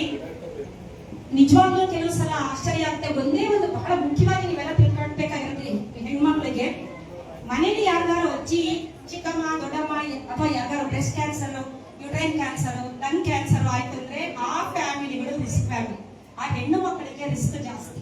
ಹಾಗಾಗಿ ಹೇಳ್ತಾರೆ ಏನಂತಂದ್ರೆ, ಆನ್ಯುವಲ್ ಮೆಡಿಕಲ್ ಚೆಕಪ್ ಮಾಡಿಸ್ಕೋಬೇಕು ಅಂತವ್ರು ಅಂತ. ಬೇರೆಯವರಿಗೆ 60 ವರ್ಷಕ್ಕೆ ಬರುವ ಕಾಯಿಲೆ ಇವರಿಗೆ 40 ವರ್ಷಕ್ಕೆ ಬರುವ ಸಾಧ್ಯತೆ ಇದೆ. ಬಂದೇ ಬರುತ್ತೆ ಅಂತಲ್ಲ, ಸಾಧ್ಯತೆಗಳು ಜಾಸ್ತಿ. ಹಾಗಾಗಿ ಫ್ಯಾಮಿಲಿಲಿ ಆಲ್ರೆಡಿ ಏನಾದ್ರೂ ಮ್ಯೂಟೇಷನ್ಗಳು ಇದ್ರೆ ಅಂತ ಹೆಣ್ಣು ಮಕ್ಕಳು ಸ್ವಲ್ಪ ಬದಲಾವಣೆ, ದೇಹದಲ್ಲಿ ಏನಾದ್ರು ಒಂಚೂರು ಆಗಿದ ತಕ್ಷಣ ಅವರು ವೈದ್ಯರ ಹತ್ರ ಹೋಗ್ಬೇಕು. ಆದ್ರೆ ನಮ್ಮ ದೇಶದಲ್ಲಿ ಯಾವ ತರ ಅಂದ್ರೆ, ಮೋಸ್ಟ್ ನೆಗ್ಲೆಕ್ಟೆಡ್ ಅಂದ್ರೆ ಹೆಲ್ತ್ ಕಾಂಪೊನೆಂಟ್. ಮನೆ ಹೆಣ್ಮಕ್ಳು ಅವರು ಆರೋಗ್ಯದ ಬಗ್ಗೆ ನನಗೆ ಗೊತ್ತಿರೋ ಹಾಗೆ ಯಾರು ಕೇರ್ ಮಾಡೋದು. ಯಾವಾಗ ವೈದ್ಯರ ಹತ್ರ ಹೋಗೋದು ಅಂದ್ರೆ ಇನ್ನ ಆಗಲ್ಲ ಅಂತ ಅಂದಾಗ ಮಾತ್ರ ಹೋಗೋದು. ನಮ್ಮಲ್ಲಿ ಆತರ ಇದೆ. ವೈದ್ಯರು ಅಂತಂದ್ರೆ ನೋಡಿ, ಬ್ರೆಸ್ಟ್ ಕ್ಯಾನ್ಸರ್ ಎಲ್ಲ ಸೆಲ್ಫ್ ಎಕ್ಸಾಮಿನೇಷನ್. ನನಗೆ ಗೊತ್ತಿಲ್ಲ, ಹಾಗೆ 2-3 ಜನ ನಮ್ಮ ಪರಿಚಯ ಇರೋರು, ಅವ್ರಿಗೆ ಗಂಟಿದೆ ಅಂತ ಗೊತ್ತು. ಆದ್ರೆ ಗಂಟಿತ್ತು ಈಗ ಡಾಕ್ಟರ್ ಹತ್ರ ಹೋಗಿ ಏನಾದ್ರೂ ಹೇಳ್ಬಿಟ್ರೆ, ಇಲ್ಲಿ ಯಾವ ತರ ಅಂದ್ರೆ ಡಾಕ್ಟರ್ ಹತ್ರ ಹೋಗಿ ಇದ್ ಮಾಡಿದ್ರೆ ಮದ್ವೆಗೆಲ್ಲ ಓಡಾಡಕ್ ಆಗೋದಿಲ್ಲ. ಆಯ್ತು, ಮದ್ವೆ ಆದ್ಮೇಲೆ ಹೋಗೋಣ. ಮದ್ವೆ ಎಲ್ಲ ಮಾಡಿದ್ರು, ಎಲ್ಲ ಆಯ್ತು, 3-4 ತಿಂಗಳೆಲ್ಲ ಆಯ್ತು. ಆಮೇಲೆ ಡಾಕ್ಟರ್ ಹತ್ರ ಹೋದಾಗ ಚೆನ್ನಾಗಿ ಬೈದ್ರು, 1-2-3 ತಿಂಗಳು ಮೊದ್ಲೇ ಬರೋದಲ್ವಾ, ಮೆಟಾಸ್ಟಾಸಿಸ್ ಆಗಿದೆ, ನಿಮ್ಗೆ ಅಷ್ಟು ಬುದ್ಧಿ ಇಲ್ಲ ಅಂತ. ನನ್ನ ಮಗಳು ಮದ್ವೆ ಇತ್ತು, ಮದ್ವೆ ಪಾಡು ಮದ್ವೆ, ಟ್ರೀಟ್ಮೆಂಟ್ ಪಾಡಿಗೆ ಟ್ರೀಟ್ಮೆಂಟ್. ಇದು ಈ ತರದ್ದು ಒಂದು ನಾನು ಹೇಳ್ತಾ ಇದ್ದೀನಿ, ಬೇಕಾದಷ್ಟು ಕೇಳಿ ನೀವು. ಮನೆಗಳಲ್ಲಿ ನಡೆದಿರುತ್ತೆ, ಸಂಬಂಧಿಕರಲ್ಲಾಗಿರುತ್ತೆ. ಏನಂದ್ರೆ ನೆಗ್ಲಿಜೆನ್ಸಿ, ಆಮೇಲೆ ಹೋಗಕ್ಕೆ ಹೆದರಿಕೆ, ಏನು ಮಾಡಕ್ಕಾಗಲ್ಲ. ಇದೆ ಅಂತಂದ್ರೆ ಇದೆ, ಇಲ್ಲ ಅಂದ್ರೆ ಇಲ್ಲ. ಅದನ್ನ ಅರ್ಗಿಸ್ಕೊಳ್ಳುವಷ್ಟು ಮನಸ್ಥೈರ್ಯವನ್ನ ನಾವು ಪಡಿಲೇಬೇಕು.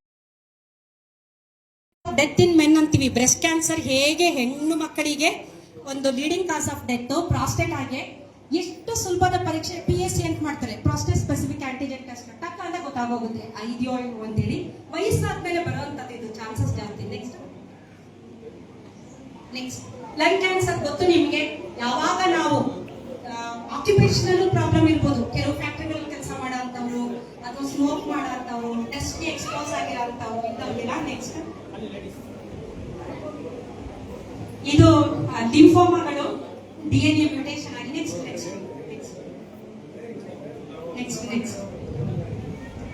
ಲಿವರ್ ಬಗ್ಗೆ ನಾನು ಹೇಳಿದೆ. ನಮ್ಮ ಲಿವರ್ನ ಬಹಳ ಅದ್ಭುತವಾಗಿ ನಾವು ಕಾಪಾಡ್ಕೋಬೇಕು, ಅದು ಡಿಟಾಕ್ಸಿಫೈ ಮಾಡುವಂತ ಫ್ಯಾಕ್ಟರಿ ತರ. ನೆಕ್ಸ್ಟ್ ಕೊಲನ್ ಕ್ಯಾನ್ಸರ್ ಮಾತ್ರ ನಿಜವಾಗ್ಲೂ ಇದು ನಮ್ಮ ಆಹಾರದಿಂದಲೇ ಬರುವಂತದ್ದು. ಮ್ಯೂಟೇಷನ್ ಆಗಿರುತ್ತೆ, ಟ್ರಿಗರ್ ಆಗುವುದು ನಮ್ಮ ಆಹಾರದಿಂದ. ಹಾಗಾಗಿ ಸಮಯ ಆಯ್ತು ತುಂಬಾ, ನನ್ಗೂ ಅರ್ಥ. ತರಕಾರಿ ತಗೊಳ್ಳಿ, ಒಂದು ಬೇರೆ ರೀತಿಯ ಕೆಮಿಕಲ್ ಇದೆ ಅದರಲ್ಲಿ. ಎಲ್ಲ ತರಕಾರಿಗಳು, ಹಣ್ಣುಗಳು, ಸೊಪ್ಪುಗಳು, ಮೊಳಕೆ ಕಾಳುಗಳು, ಎಲ್ಲಾ ತರದ ಸೊಪ್ಪು 100 ತರ ಸಿಗುತ್ತೆ. ಅದೆಲ್ಲ ಬಳಕೆ ಮಾಡ್ಕೋಬಹುದು. ಆದಷ್ಟು ಸಿಟ್ರಸ್ ಫ್ರೂಟ್ ಅಂದ್ರೆ ಈ ನಿಂಬೆ ಹಣ್ಣು, ಆ ತರದನ್ನ ಹೆಚ್ಚು ಬಳಕೆ ಮಾಡ್ತಾ ಬಂದ್ರೆ, ಆದಷ್ಟು ಜಂಕ್ ಆಹಾರದಿಂದ ನಾವು ದೂರ ಇದ್ರೆ ಖಂಡಿತವಾಗ್ಲೂ ನಮ್ಮ ಆರೋಗ್ಯವನ್ನ ನಾವು ಕಾಪಾಡ್ಕೋಬಹುದು. ಒಂದು ರಿಸರ್ಚ್ ಮಾಡಿದ್ದಾರೆ, ಅದರಲ್ಲಿ ಜಂಕ್ ಆಹಾರ ತಿಂದ ನಂತರ ಕೆಲವೊಂದು ನಮ್ಮ ಆಹಾರವನ್ನು ಸೇವನೆ ಮಾಡಿದಾಗ ಯಾವ ರೀತಿ ಆ ವಿಷವನ್ನ ನಿರ್ದೋಷಿಯುಕ್ತ ಮಾಡುತ್ತೆ ಅಂತ ಹೇಳಿ. ಅರಿಶಿನ ಅದ್ಭುತವಾದ ಆಂಟಿ ಕ್ಯಾನ್ಸರಸ್ ಅದು. ಅದೇ ರೀತಿ ಅವೋಕಾಡೋ ಅಂತ ಕೇಳಿರ್ಬೋದು, ಬೆಣ್ಣೆ ಹಣ್ಣು ಅಂತ ಹೇಳಿ ಇತ್ತೀಚೆಗೆ ತುಂಬಾ ಅದನ್ನ ತಿಂತಾರೆ, ಅದು ಆಂಟಿ ಕ್ಯಾನ್ಸರಸ್ ತುಂಬಾ ಇದೆ. ಆತರ ನಮ್ಮ ಆಹಾರದಲ್ಲಿ ಬೇಕಾದಷ್ಟು ಈ ತರದನ್ನ ನಾವು ನೋಡ್ಬಹುದು. ಇವುಗಳ ಸೇವನೆ, ನಿಯಮಿತವಾದ ಯೋಗ, ವ್ಯಾಯಾಮ, ಎಕ್ಸರ್ಸೈಸ್ಗಳು, ಮತ್ತೆ ಹೊರಗಡೆ ಆಹಾರವನ್ನ ಕಡಿಮೆ ಸೇವನೆ ಮಾಡೋದು, ಮತ್ತೆ ಫ್ಯಾಮಿಲಿಗೆ ಏನಾದ್ರೂ ಇಂಥ ತೊಂದರೆಗಳಿದ್ರೆ ಆದಷ್ಟು ಏನೋ ಸ್ವಲ್ಪ ತೊಂದರೆ ಆಗಿದ ತಕ್ಷಣ ವೈದ್ಯರನ್ನ ಹೋಗಿ ಭೇಟಿ ಮಾಡೋದು. ಇವುಗಳ ಮುಖಾಂತರ ನಾವೇನ್ ಮಾಡ್ಬೋದು ಅಂದ್ರೆ ಮುಂದಿನ ದಿನದಲ್ಲಿ ಕ್ಯಾನ್ಸರ್ ಬರದಿದ್ದ ಹಾಗೆ ತಡೆಗಟ್ಟಬಹುದು. ಏಕೆಂದ್ರೆ ಇದು ಒಂದು ಸಲ ಬಂದ್ರೆ ನಿಮ್ಗೂ ಗೊತ್ತು, ಸೆಲೆಬ್ರಿಟಿಗಳೆಲ್ಲ ನೋಡಿರ್ಬೋದು, ಚೆನ್ನಾಗಿ ವಾಸಿ ಮಾಡ್ಕೊಂಡು ಬರ್ತಾರೆ. ಆದ್ರೆ ಆ ತರ ಜನಸಾಮಾನ್ಯರಿಗೆ ಆಗಲ್ಲ ಅದು. ಏಕೆಂದ್ರೆ ಇಮ್ಯುನೋಥೆರಪಿ ಅಂತ ಒಂದು ಥೆರಪಿ ಮಾಡ್ತಾರೆ, ತುಂಬಾ ಚೆನ್ನಾಗಿ ಕ್ಯೂರ್ ಆಗುತ್ತೆ. ಒಂದು ಸೈಕಲ್ಗೆ 16 ಲಕ್ಷ ಆಗುತ್ತೆ, 4 ಸೈಕಲ್ ತಗೋಬೇಕದು. ಅದು ಸೆಲೆಬ್ರಿಟಿ ಅಂದ್ರೆ ದೊಡ್ಡ ದುಡ್ಡಿನ ಅಂತ ಮಾಡ್ಕೋಬಹುದು, ಎಲ್ಲರಿಗೂ ಆಗಲ್ಲ. ಆದ್ರೆ ಅದು ಬರದಿದ್ದ ಹಾಗೆ ಯಾವ ರೀತಿ ಮುನ್ನೆಚ್ಚರಿಕೆ ವಹಿಸಬೇಕು ಮಾಡಬಹುದು. ಅಷ್ಟರ ಮೇಲೂ ಏನೋ ಕೆಲಸ ತೊಂದರೆ ಆದ್ರೆ ಏನ್ ಮಾಡಕ್ಕಾಗಲ್ಲ. ಬಟ್ ನಮ್ಮ ಪ್ರಯತ್ನ ನಾವು ಮಾಡಿದ್ರೆ ಖಂಡಿತವಾಗ್ಲೂ ಒಳ್ಳೆಯ ಆರೋಗ್ಯವನ್ನ ನಾವು ಪಡಿಬಹುದು. ಈ ದಿನ ಒಂದು ಸ್ಥೂಲವಾಗಿ ಕ್ಯಾನ್ಸರ್ ಬಗ್ಗೆ ನಾನು ಕೆಲವೊಂದು ವಿಚಾರಗಳನ್ನ ತಿಳಿಸಿದ್ದೀನಿ. ಇಂಥ ಅವಕಾಶಕ್ಕಾಗಿ ನಾನು